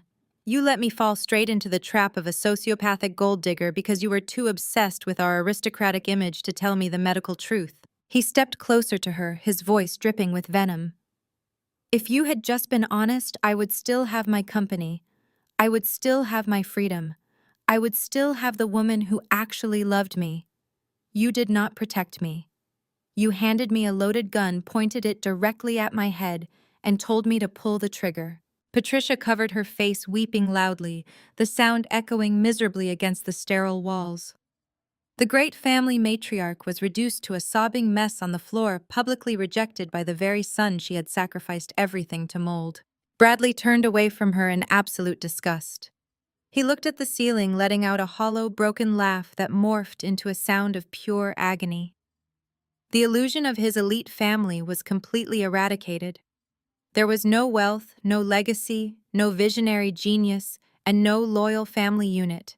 There was only a fraudulent CEO, a manipulative mother, and the impending reality of federal prison. The family unit had not just fractured, it had been entirely pulverized, leaving nothing but dust and devastating regret in the middle of the hospital corridor. Bradley's physical collapse was total, his body curling inward, as if trying to shrink away from the harsh reality pressing down on him. The realization that his mother had orchestrated his ruin was a blow from which he would never fully recover. But the financial and legal reckoning was far from over, and I was not about to let him escape the full weight of his own actions. I stepped over the scattered medical records, moving past Patricia's sobbing form to stand directly in front of Bradley. He flinched, expecting another devastating revelation about his personal life. What he got instead was the complete demolition of his professional existence. "Do you remember the night you proudly announced Vincent's investment, Bradley?" I asked, my voice cutting through Patricia's wailing. "You came home and declared that you had secured the backing of the most rigorous, demanding venture capitalist in the industry. You said Vincent's investment was proof of your unparalleled genius." Bradley squeezed his eyes shut, his hands clamped tightly over his ears. He did not want to hear it. He wanted the nightmare to stop. But I was not stopping. What you failed to understand, I continued, my words sharp and methodical, is why a man like Vincent is so successful. He does not simply hand over millions of dollars and walk away. He monitors his investments with surgical precision. And 6 months ago, Vincent noticed an irregularity in your burn rate.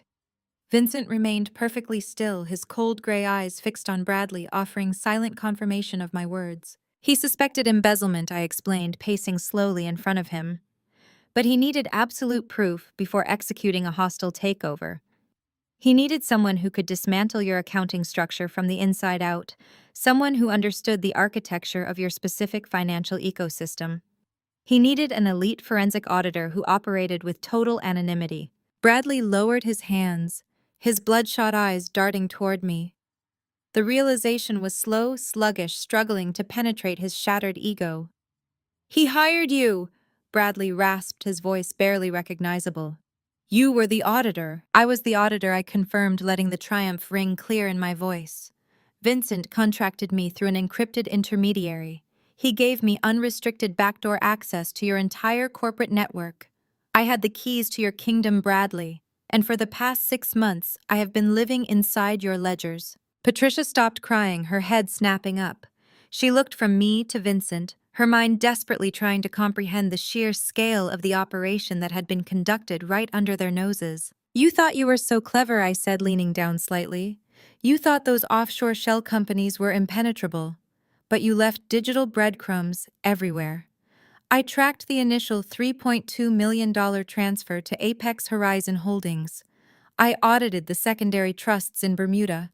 I followed the capital as Audrey liquidated it to purchase real estate and luxury vehicles. I matched the routing numbers, cross-referenced the IP addresses you used to authorize the wires, and mapped out the entire fraudulent infrastructure." Bradley stared at me, his mouth agape. The woman he had dismissed as a boring, unambitious accountant had systematically dismantled his empire while he was busy playing house with his mistress. "I did not just find the money, Bradley," I continued, my voice dropping into a deadly conversational tone. "I documented the intent. I found the emails where Audrey pressured you to expedite the transfers. I found the encrypted messages where you discussed hiding the assets from the divorce mediator. I compiled a comprehensive, airtight dossier of your financial crimes." "You set me up!" Bradley choked out, a sudden pathetic surge of anger replacing his terror. "You orchestrated this entire thing just to destroy me." I laughed, a sharp, humorless sound that echoed down the hallway. "I did not set you up, Bradley. I simply turned on the lights. You built the fraudulent structure. You authorized the illegal transfers. You committed perjury. I just provided the federal government with a very detailed map of your profound stupidity." Jamal stepped forward, taking his place beside me. "And it was a spectacular map," he added, his deep voice resonating with authority. When Natalie delivered the final dossier to my office, the federal agents reviewing the case were genuinely impressed. They do not often see embezzlement structured with such spectacular incompetence. Bradley looked at Jamal, the threat of federal prosecution crashing back down on him. "You cannot use that evidence," he pleaded, his voice cracking. "It was obtained illegally. It was a breach of privacy." Jamal smiled, a cold, predatory expression that offered no comfort. "You really should have consulted better attorneys, Bradley. Vincent is the primary investor. He holds a controlling stake in your startup. He has every legal right to audit his own company's finances. The evidence Natalie gathered is completely admissible in federal court. You have absolutely no legal shield." Legal. The arrogant CEO had been completely outmaneuvered. He had spent his entire life believing he was the smartest man in the room, relying on his mother's wealth and his own misplaced confidence to shield him from consequences. But he had finally encountered people who operated on a completely different level. "You are going to lose everything, Bradley," I stated, delivering the final verdict. "The company, the money, the houses, the cars, all of it. Vincent is executing a hostile takeover as we speak. He is seizing control of the startup and liquidating the remaining assets to recover his stolen capital." Bradley looked at Vincent, a desperate, silent plea for mercy in his eyes. But the billionaire simply stared back, his expression as unyielding as a glacier. You stole from me, Bradley Vincent said softly, his words carrying the weight of a death sentence. And I am a man who always collects his debts. The realization hit Bradley with the force of a physical blow. He was not just facing federal charges, he was facing the wrath of a billionaire who had the resources to ensure his complete and utter ruin. He was going to be stripped of every single thing that gave his life meaning, leaving him with nothing but the devastating knowledge that his mother's lie and his own ego had orchestrated his downfall. And the process I added, pulling up my encrypted tablet one final time, has already begun. I tapped the glass surface of my encrypted tablet, bringing the screen to full brightness. The cool blue light reflected in Bradley's wide, bloodshot eyes as I turned the device toward him. The dashboard displayed a highly secure real-time interface connecting directly to the Federal Financial Oversight Network. It was the same tablet Patricia had mocked just 20 minutes earlier when she accused me of hovering like a stray dog. Now that specific device held the absolute keys to her entire existence and the immediate destruction of her aristocratic legacy. Look closely, Bradley, I instructed, holding the high-resolution screen perfectly steady so he could not look away. I want you to see exactly what an elite forensic accountant can achieve when granted absolute federal jurisdiction. These are live feeds monitoring the routing numbers associated with every single financial institution you and your mother actively use. Domestic checking accounts, corporate payroll pipelines, offshore holdings in the Cayman Islands, and your mother's prestigious high-yield investment trusts. Bradley squinted at the screen, his breathing ragged and shallow. He read the names of the banks, his dry lips moving silently as he processed the horrifying information scrolling past his face. Next to every single account name sat a glaring bright red lock icon. Beside those heavily secured icons, the current available balances were displayed in bold black text, $0.00. At exactly 8 o'clock this morning, I continued my voice, carrying the steady, relentless rhythm of a metronome. Jamal and I submitted the final injunction to the federal magistrate. Given the overwhelming, irrefutable evidence of international wire fraud and gross embezzlement of venture capital, the judge did not hesitate for a single second. He signed the emergency order authorizing an immediate comprehensive freeze on all your associated assets. Jamal stepped forward, his leather briefcase hanging at his side, projecting the immovable, crushing force of the federal government.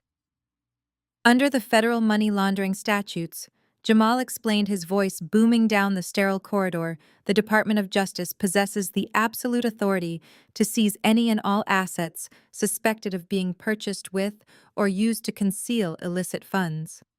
We cast a very wide net, Bradley. We froze the corporate accounts. We froze the Cayman Island shell entities. We froze the pristine trust funds your mother manages.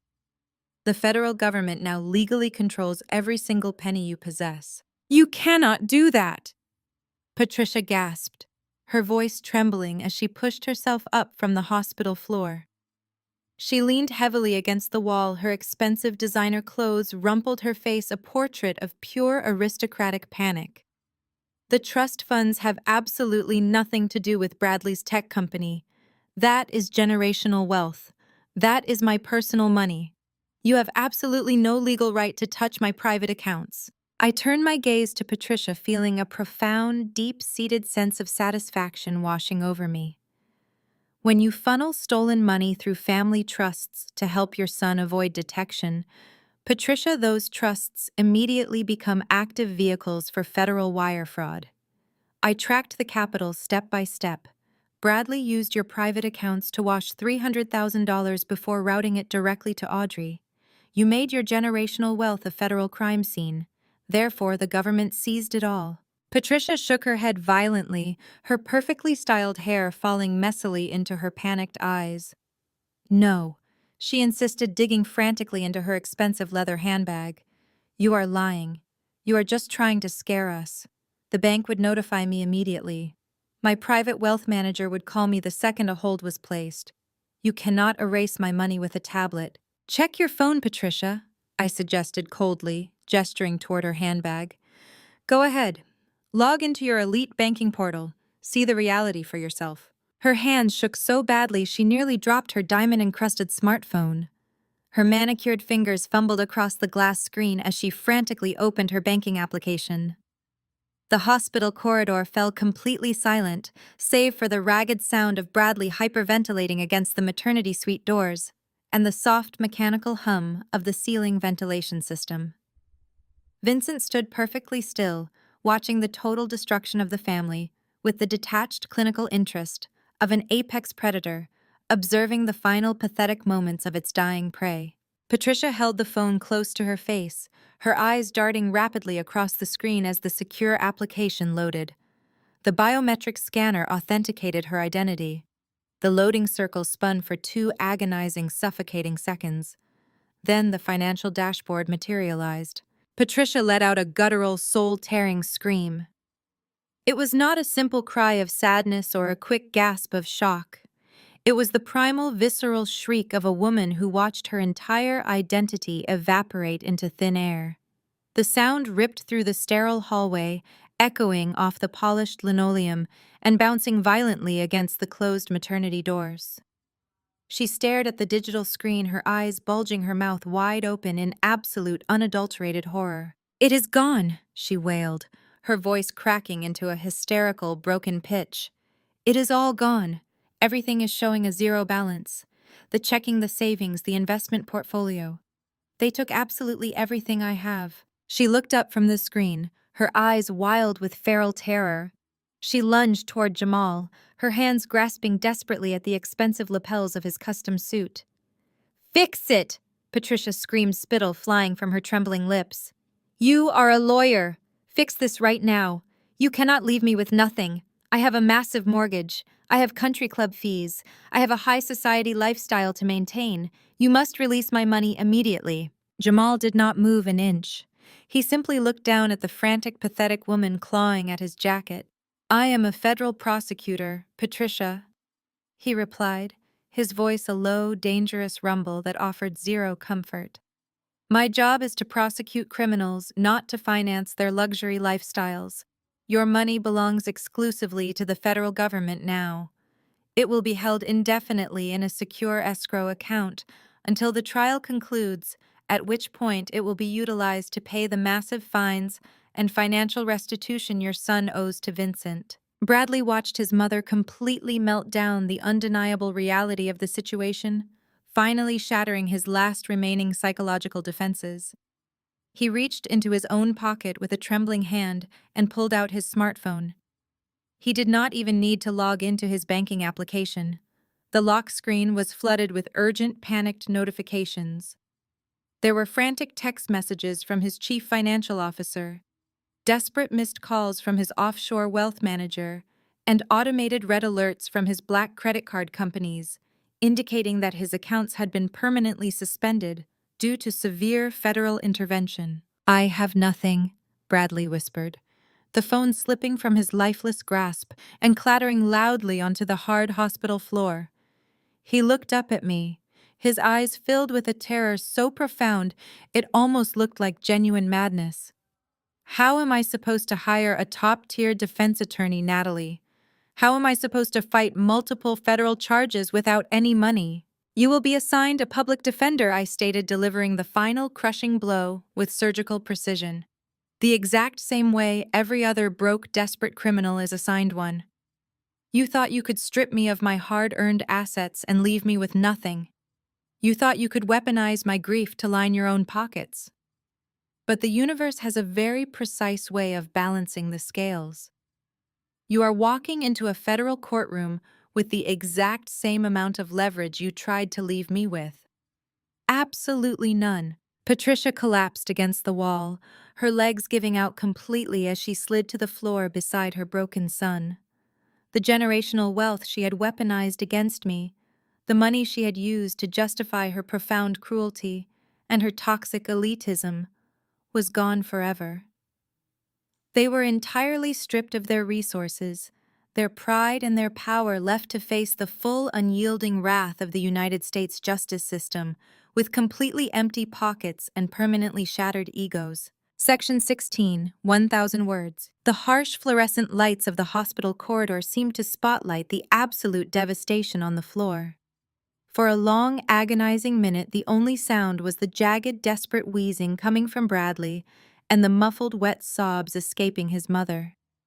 The reality of federal prison was no longer a theoretical threat hanging in the air.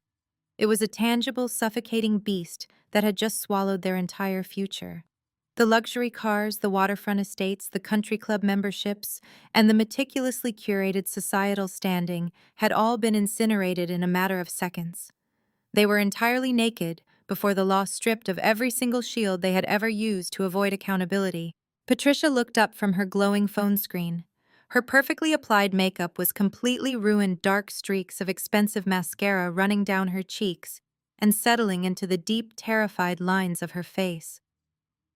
The aristocratic, untouchable matriarch, who had strutted out of the maternity ward demanding my immediate removal, was entirely gone.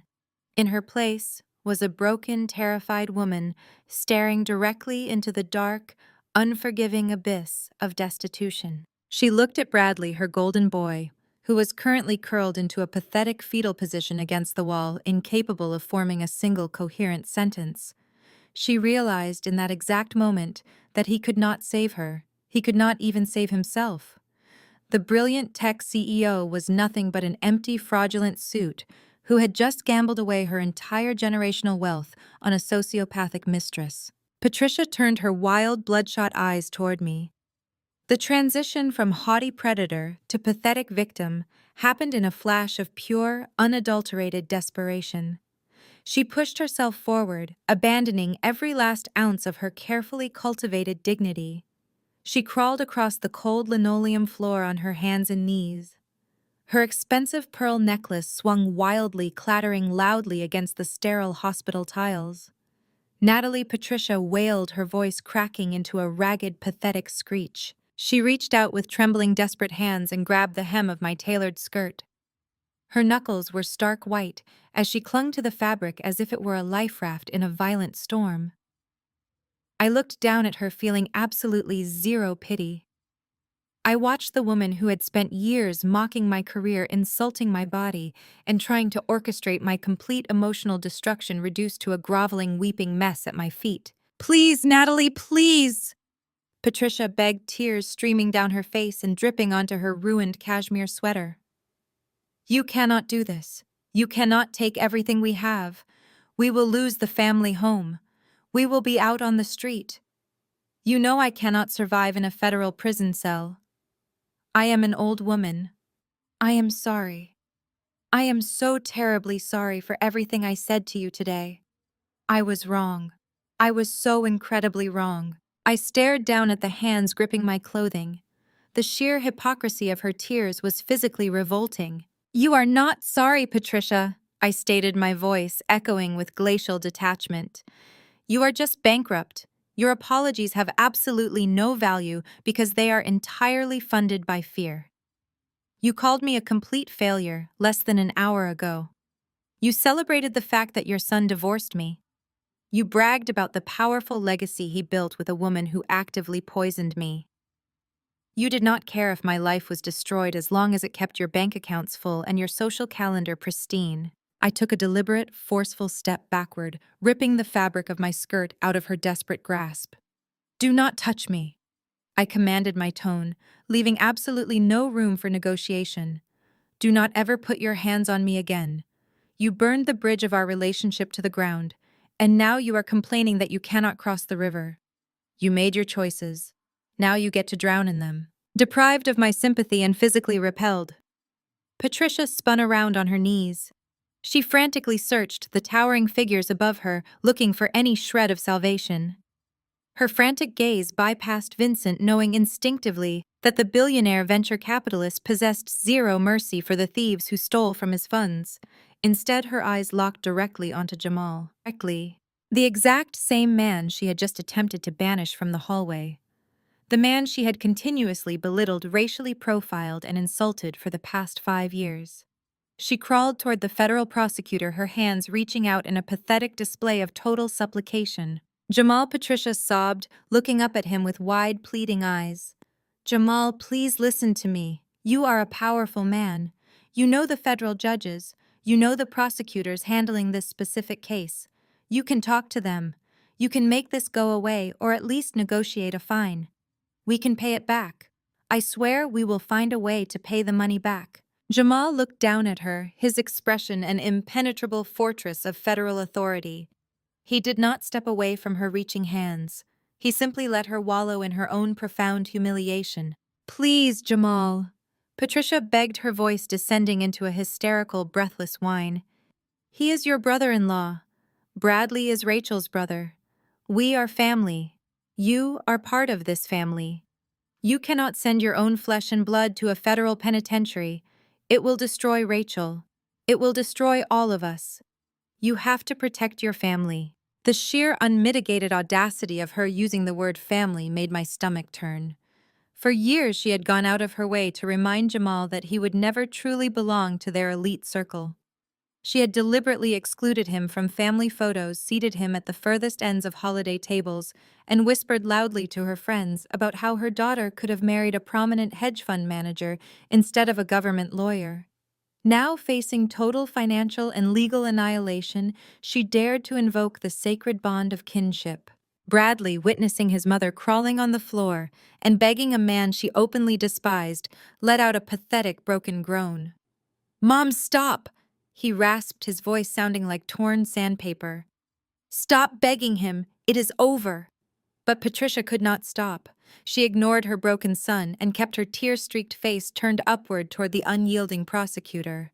She clasped her hands together in front of her chest as if she were praying for divine intervention. "I will do anything," Patricia wept, her chest heaving violently under the harsh fluorescent lights. "I will publicly apologize to you. I will apologize to Natalie. I will give you whatever assets you want. Just tell the federal agents to stand down.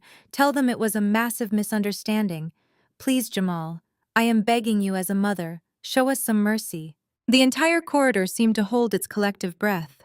Vincent stood silently, his arms crossed over his chest, watching the pathetic spectacle unfold with cold, detached satisfaction. I looked at Jamal, knowing exactly what was running through his brilliant mind. He had endured 5 years of this woman's toxic, bigoted behavior with absolute quiet grace for the sake of his wife. He had swallowed her insults and smiled through her endless microaggressions. But today he was wearing the badge of the federal government, and the time for turning the other cheek had officially expired. Jamal did not flinch. He did not step away or offer a comforting word to the desperate woman clutching at his legs. He stood perfectly still, allowing the heavy silence of the hospital corridor to amplify Patricia's hysterical sobbing. The aristocratic matriarch, who had spent half a decade treating him like an unwanted infection in her pristine bloodline, was now literally begging at his feet. The irony was so profound, it practically hummed in the air. Slowly, deliberately, Jamal reached into the breast pocket of his impeccably tailored Tom Ford suit. He pulled out a crisp white silk handkerchief. His movements were unhurried, agonizingly precise. He looked down at Patricia, his dark eyes entirely devoid of mercy or warmth. "Please, Jamal." Patricia choked out, her voice a ragged, breathless wheeze. "I will do whatever you want. Just talk to the judge. Tell them Bradley was confused." Jamal ignored her plea. He held the silk handkerchief between 2 fingers and methodically wiped the exact spot on his trouser leg where Patricia's trembling, tear-soaked hands had just been grasping. The gesture was surgical in its disdain. He was not just cleaning his suit. He was erasing her touch, treating her desperation as something physically repulsive. Patricia froze.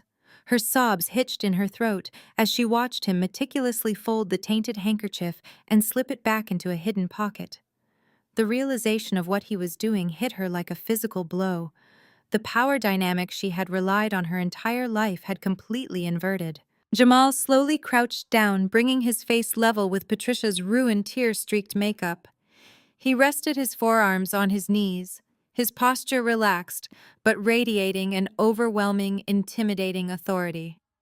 "Do you remember our wedding day?" Jamal asked.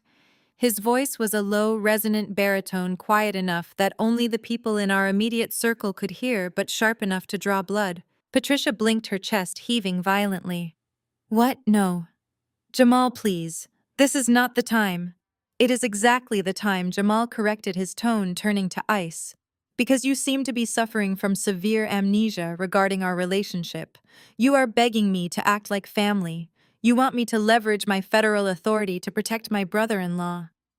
But 5 years ago, standing in the vestibule of the country club while Rachel was getting her dress bustled, you pulled me aside. Patricia swallowed hard. Her eyes darted wildly, searching for an escape route that did not exist. The memory she had likely buried under years of arrogant entitlement was being dragged into the harsh hospital light.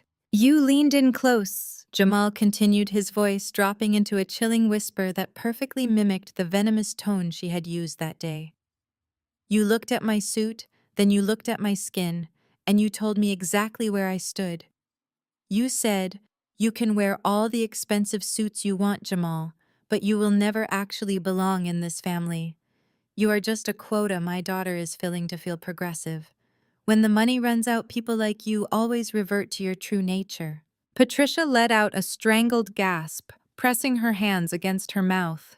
The words hung in the air, a toxic, bigoted echo from the past. Bradley, still slumped against the wall, groaned softly, burying his face in his knees. You thought I forgot? Jamal stated, his eyes locking onto Patricia's panicked gaze. You thought because I smiled for the photographs and treated your daughter like a queen, I had somehow accepted your vile racist assessment of my character. You believed I would just swallow your microaggressions forever, because I was desperate for your aristocratic validation. I did not mean it, Patricia babbled, her voice high and frantic. I was stressed. Weddings are stressful. I love you, Jamal. You are a wonderful husband to Rachel. Jamal laughed. It was a dark, humorless sound that offered absolutely no comfort. You do not love me, Patricia. You love the idea that I might be able to save your fraudulent son from a federal penitentiary. But here is the profound beauty of this situation. You were right about one thing that day. He leaned in an inch closer, the sheer force of his presence pinning her to the floor. When the money runs out, people really do revert to their true nature, Jamal whispered, throwing her exact insult back into her face with devastating precision. Your money just ran out, Patricia. Every single dime of your generational wealth has been seized. And look at your true nature. You are not a proud, untouchable matriarch. You are a sobbing, pathetic accomplice to wire fraud, begging a black man you despise to save you from the consequences of your own bottomless greed. Patricia squeezed her eyes shut, unable to maintain eye contact with the man who was systematically dismantling her entire worldview. The absolute, unvarnished truth was too much for her fragile ego to bear. I am not your savior, Patricia, Jamal said, his voice rising slightly, reclaiming his posture as a federal prosecutor. I am the man who finalized the asset freeze warrants at 6 o'clock this morning. I am the man who ensured that Bradley's offshore accounts were locked down before he even finished his celebratory cigar. I did not do this to destroy your family. I did this because my actual family, my wife Rachel, asked me to protect the only innocent person in this entire fraudulent nightmare. Jamal stood up, towering over the weeping woman. He looked down at her with the cold, detached professionalism of a law enforcement officer addressing a convicted felon. There will be no leniency, Jamal declared, delivering the final crushing verdict. There will be no backroom deals or quiet settlements to protect the precious family name.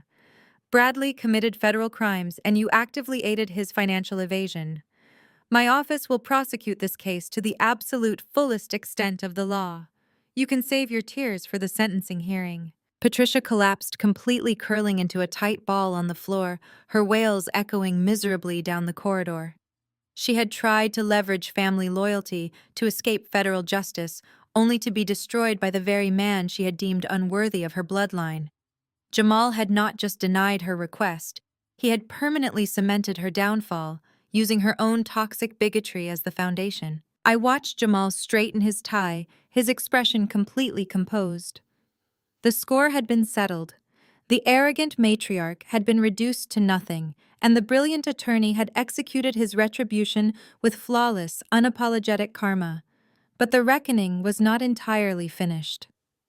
As Patricia's sobs filled the silence, the heavy wooden doors of the maternity suite slowly creaked open. The heavy wooden doors of the maternity suite slowly creaked open.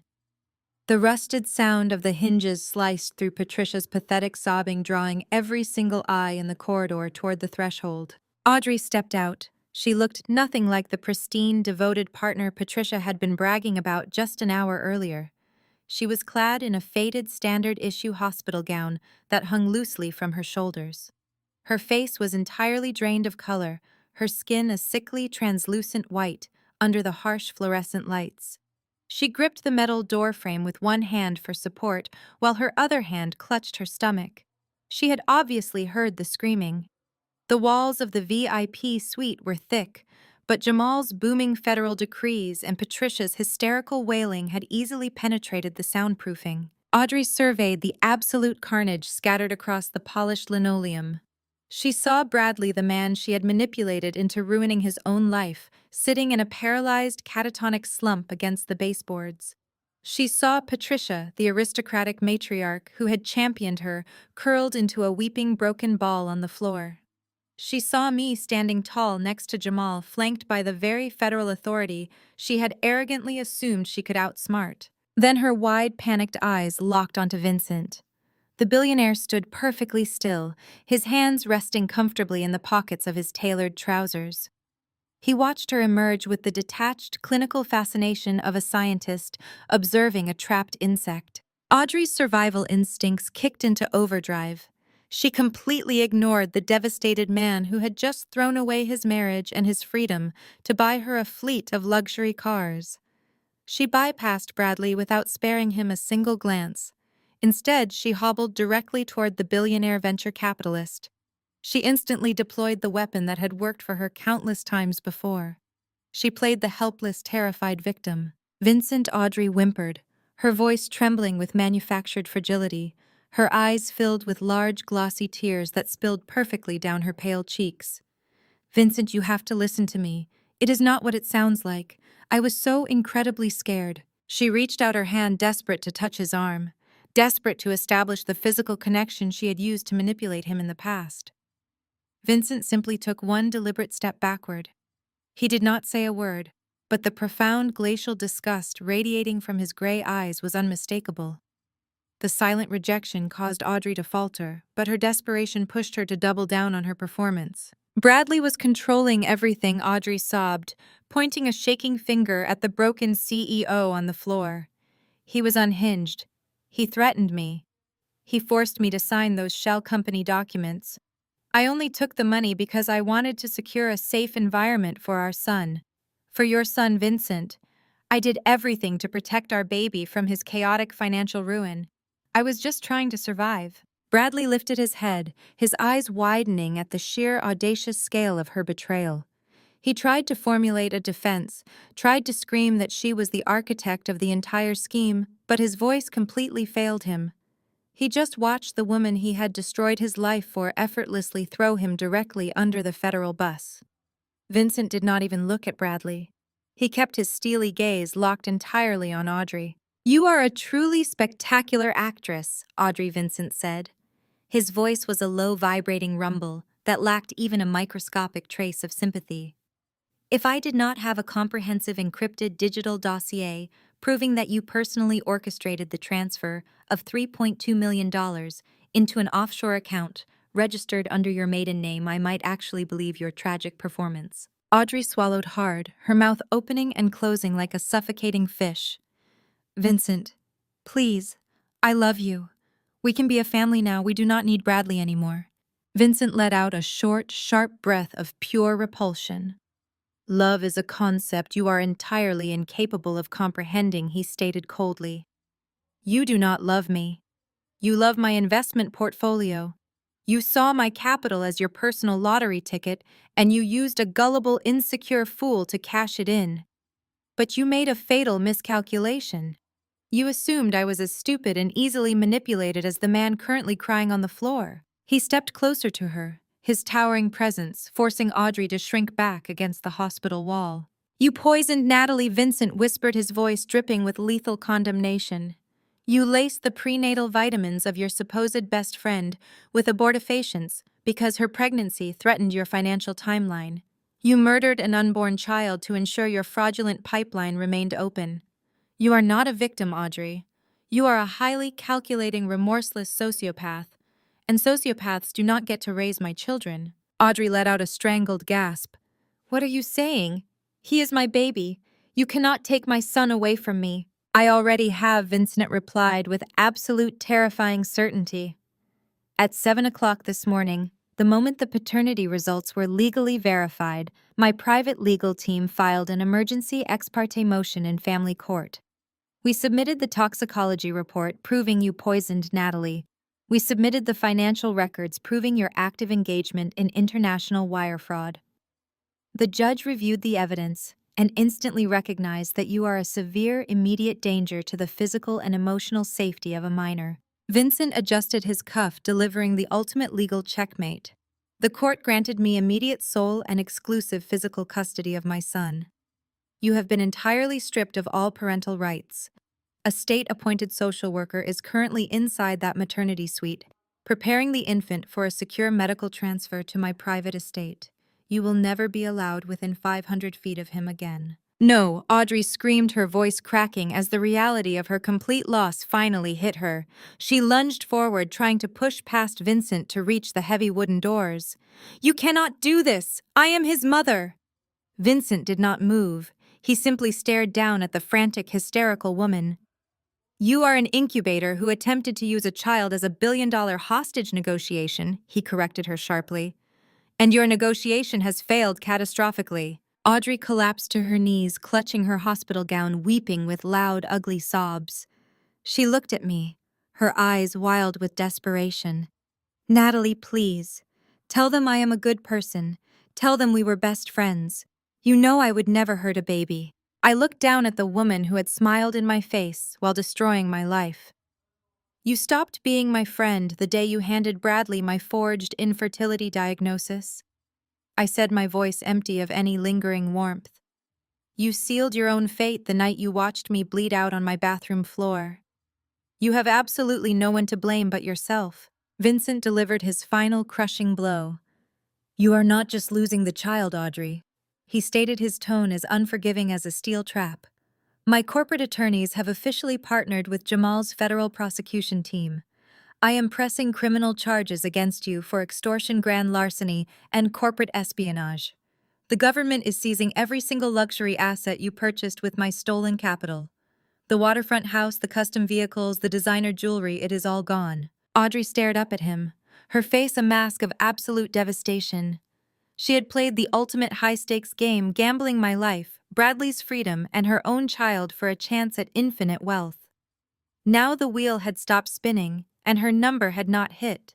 She had no money, no home, no billionaire lover, no fallback victim, and no child. She was left with absolutely nothing except a hospital gown and the impending certainty of a long, miserable stay in a federal prison cell. The sharp, synchronized chime of the hospital elevator echoed down the hallway for the third and final time that morning. The heavy silver doors slid open, revealing 3 men moving in absolute unison. They did not wear bespoke suits or carry designer briefcases. They wore dark utilitarian windbreakers emblazoned with the bright yellow letters FBI across the back panels. They moved with the unmistakable heavy tread of federal law enforcement officers executing a high-profile arrest warrant. Their expressions were completely blank, their eyes scanning the corridor with professional detachment as they zeroed in on their target. Jamal straightened his tie, the intimidating aura of the federal prosecutor fully eclipsing any remaining trace of the polite brother-in-law. He turned away from Audrey's hysterical sobbing and walked directly toward the lead agent, a tall, broad-shouldered man with a severe crew cut. Agent Miller Jamal greeted him, his voice echoing with administrative finality. The targets have been secured. The asset freezes are currently active across all domestic and international accounts. Jamal reached into his pristine leather briefcase one final time. He did not pull out medical records or financial spreadsheets. He withdrew a thick stack of manila folders, each one bearing the official seal of a United States federal magistrate. He handed the stack to Agent Miller. "These are the finalized arrest warrants," Jamal stated clearly, ensuring his voice carried down the hallway so Bradley and Patricia could hear every single devastating syllable. 1 count of conspiracy to commit wire fraud, 47 counts of international wire fraud, 22 counts of money laundering, and 1 count of perjury during a federal mediation proceeding. Agent Miller accepted the folders, giving Jamal a curt nod of professional respect. "Thank you, counselor. We will take it from here." The 3 agents bypassed Patricia, who was still curled on the floor, and marched directly toward Bradley. The former tech visionary was practically catatonic, his back pressed hard against the heavy wooden doors of the VIP maternity suite. His eyes were wide and unblinking, staring blankly at the approaching agents, as if they were a hallucination he could simply wish away. "Bradley," Agent Miller announced, his voice booming with the absolute crushing authority of the United States government. "Stand up and place your hands behind your back." Bradley did not move. He seemed entirely incapable of processing the command. His brain, which had spent the last decade convincing him he was an untouchable genius, simply shut down in the face of imminent incarceration. "I said stand up," Agent Miller repeated, stepping closer and dropping his hand to the tactical belt at his waist. "If you do not comply immediately, we will forcibly restrain you." The threat of physical force finally penetrated the dense fog of Bradley's narcissism. He let out a pathetic whimpering sound, a sound completely devoid of dignity or pride. He slowly pushed himself off the floor, his legs trembling so violently he could barely stand straight. He looked at me, a desperate, silent plea screaming from his bloodshot eyes. He wanted me to save him. He wanted the woman he had discarded and gaslighted to magically intervene and stop the federal government from taking his freedom. I simply crossed my arms over my chest and stared back at him with absolute freezing indifference. I offered him nothing. Agent Miller grabbed Bradley's right arm, spinning the broken CEO around and shoving him face first against the polished wooden doors. The impact echoed sharply in the quiet corridor. The second agent grabbed Bradley's left arm, violently wrenching it behind his back. Bradley, Agent Miller recited, his voice monotone and practiced. "You have the right to remain silent. Anything you say can and will be used against you in a court of law." The harsh, metallic click of heavy steel handcuffs ratcheting tightly around Bradley's wrists was the most satisfying sound I had ever heard. It was the physical manifestation of consequence. It was the sound of my stolen equity, my destroyed sanity, and my shattered marriage finally being avenged. "No," Patricia suddenly shrieked. The aristocratic matriarch, who had been sobbing quietly on the floor, erupted into a sudden, explosive fit of violent hysteria. The sight of her golden child being physically restrained by federal agents completely broke her fragile grip on reality. She scrambled to her feet, her expensive designer shoes slipping wildly on the polished linoleum. "You cannot take him!" Patricia screamed, launching herself forward like a deranged animal. "He is a good boy. He did not do anything wrong. You are making a terrible mistake. Let him go right now." She threw herself at Agent Miller, her manicured hands clawing frantically at the agent's dark windbreaker. She tried to physically wedge herself between the federal officer and her handcuffed son, completely oblivious to the severe legal consequences of assaulting law enforcement. "Ma'am, step back immediately," the third agent commanded, rushing forward to intercept her. Patricia ignored the warning. She swung her purse wildly, striking the third agent in the shoulder while continuously screaming Bradley's name. The aristocratic facade was entirely obliterated. She was no longer a high society woman. She was a frantic accomplice trying to physically obstruct a federal arrest. The third agent did not hesitate. He grabbed Patricia by the shoulders forcefully, spinning her around and shoving her face first against the opposite wall. The impact knocked the breath out of her, silencing her hysterical screaming in an instant. "Patricia," the agent barked, pinning her arms behind her back with overwhelming force. "You are currently interfering with a federal arrest. You are assaulting a federal officer. If you do not cease resisting immediately, I will place you under arrest for obstruction of justice and obstruction of a federal investigation. Do you understand me?" Patricia gasped for air. her cheek pressed hard against the cold, sterile hospital wall. The sheer, terrifying physical reality of the federal agent subduing her finally pierced her hysteria. She went completely limp, sobbing uncontrollably as the agent held her firmly in place. She was trapped, humiliated, and utterly powerless.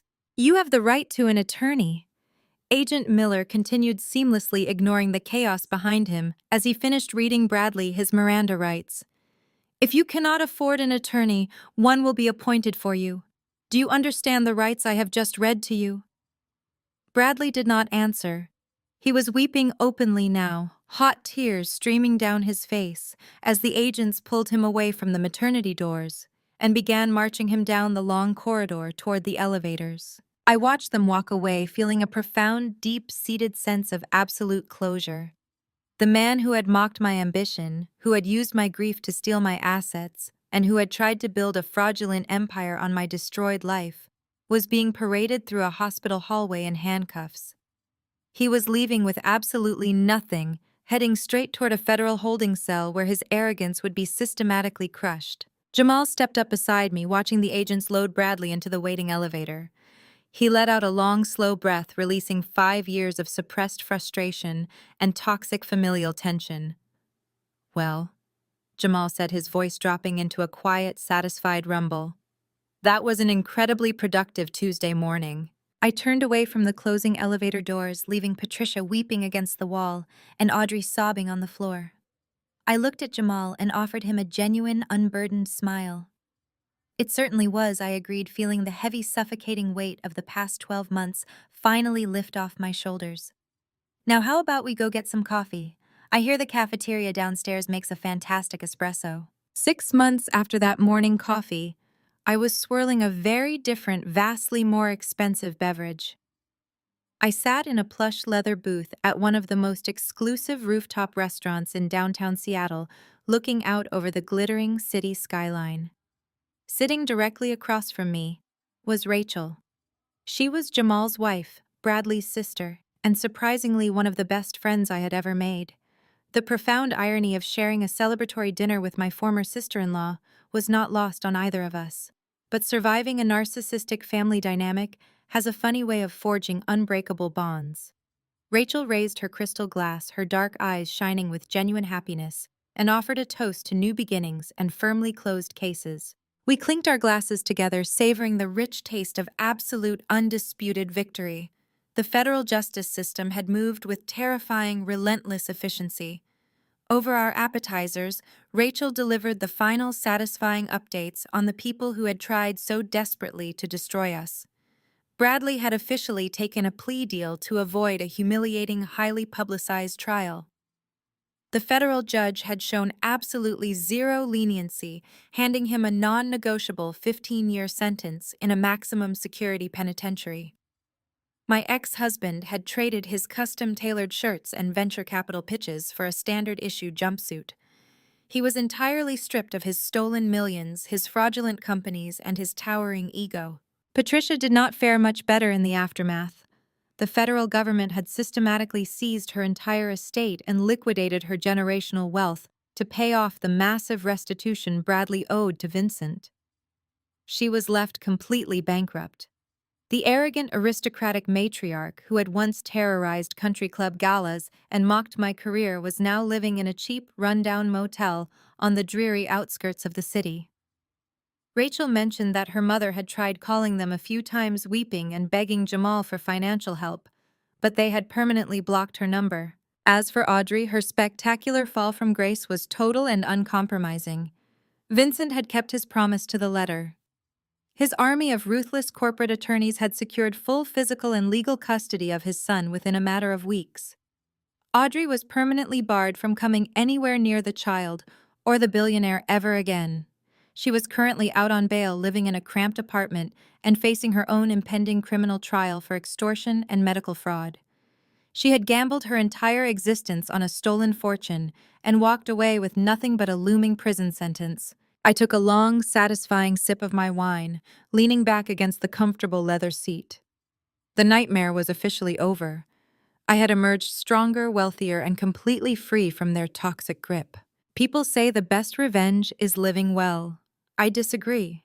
The best revenge is living well and making sure the people who stabbed you in the back pay for it with every cent they have. Have you ever used hard facts to crush a traitor? Tell me your story in the comments. And remember to like and subscribe for more. One of the most profound lessons embedded within these narratives is the painful but liberating realization that biological ties do not guarantee unconditional love or respect.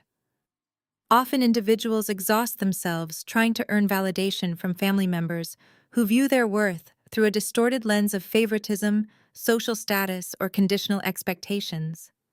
The protagonists in these accounts endured years of emotional neglect, gaslighting, and outright betrayal, clinging to the hope that their achievements or compliance would eventually win them the love they inherently deserved. However, the turning point invariably arrives wrapped in devastating betrayal: a stolen property, a hospital abandonment, a public disinheritance, or a cruel humiliation during a moment of profound vulnerability. While these moments are deeply traumatic, they serve as a crucial catalyst for awakening. They shatter the illusion of the perfect family, forcing a confrontation with reality. The core lesson is that losing the approval of a toxic environment is not a personal failure. It is a necessary prerequisite for true freedom and self-discovery. By walking away from the exhausting cycle of trying to prove their value to those committed to misunderstanding them, individuals can finally unearth their authentic strength. They learn to define success entirely on their own terms, realizing that true family consists of the people who actively choose to show up during the darkest hours, not just those who happen to share DNA. Healing truly begins when you stop accepting mere scraps of affection and start cultivating a life rooted in genuine mutual respect and undeniable self-worth. Take a moment today to evaluate the relationships in your life and boldly step away from any table where your fundamental worth is no longer being served.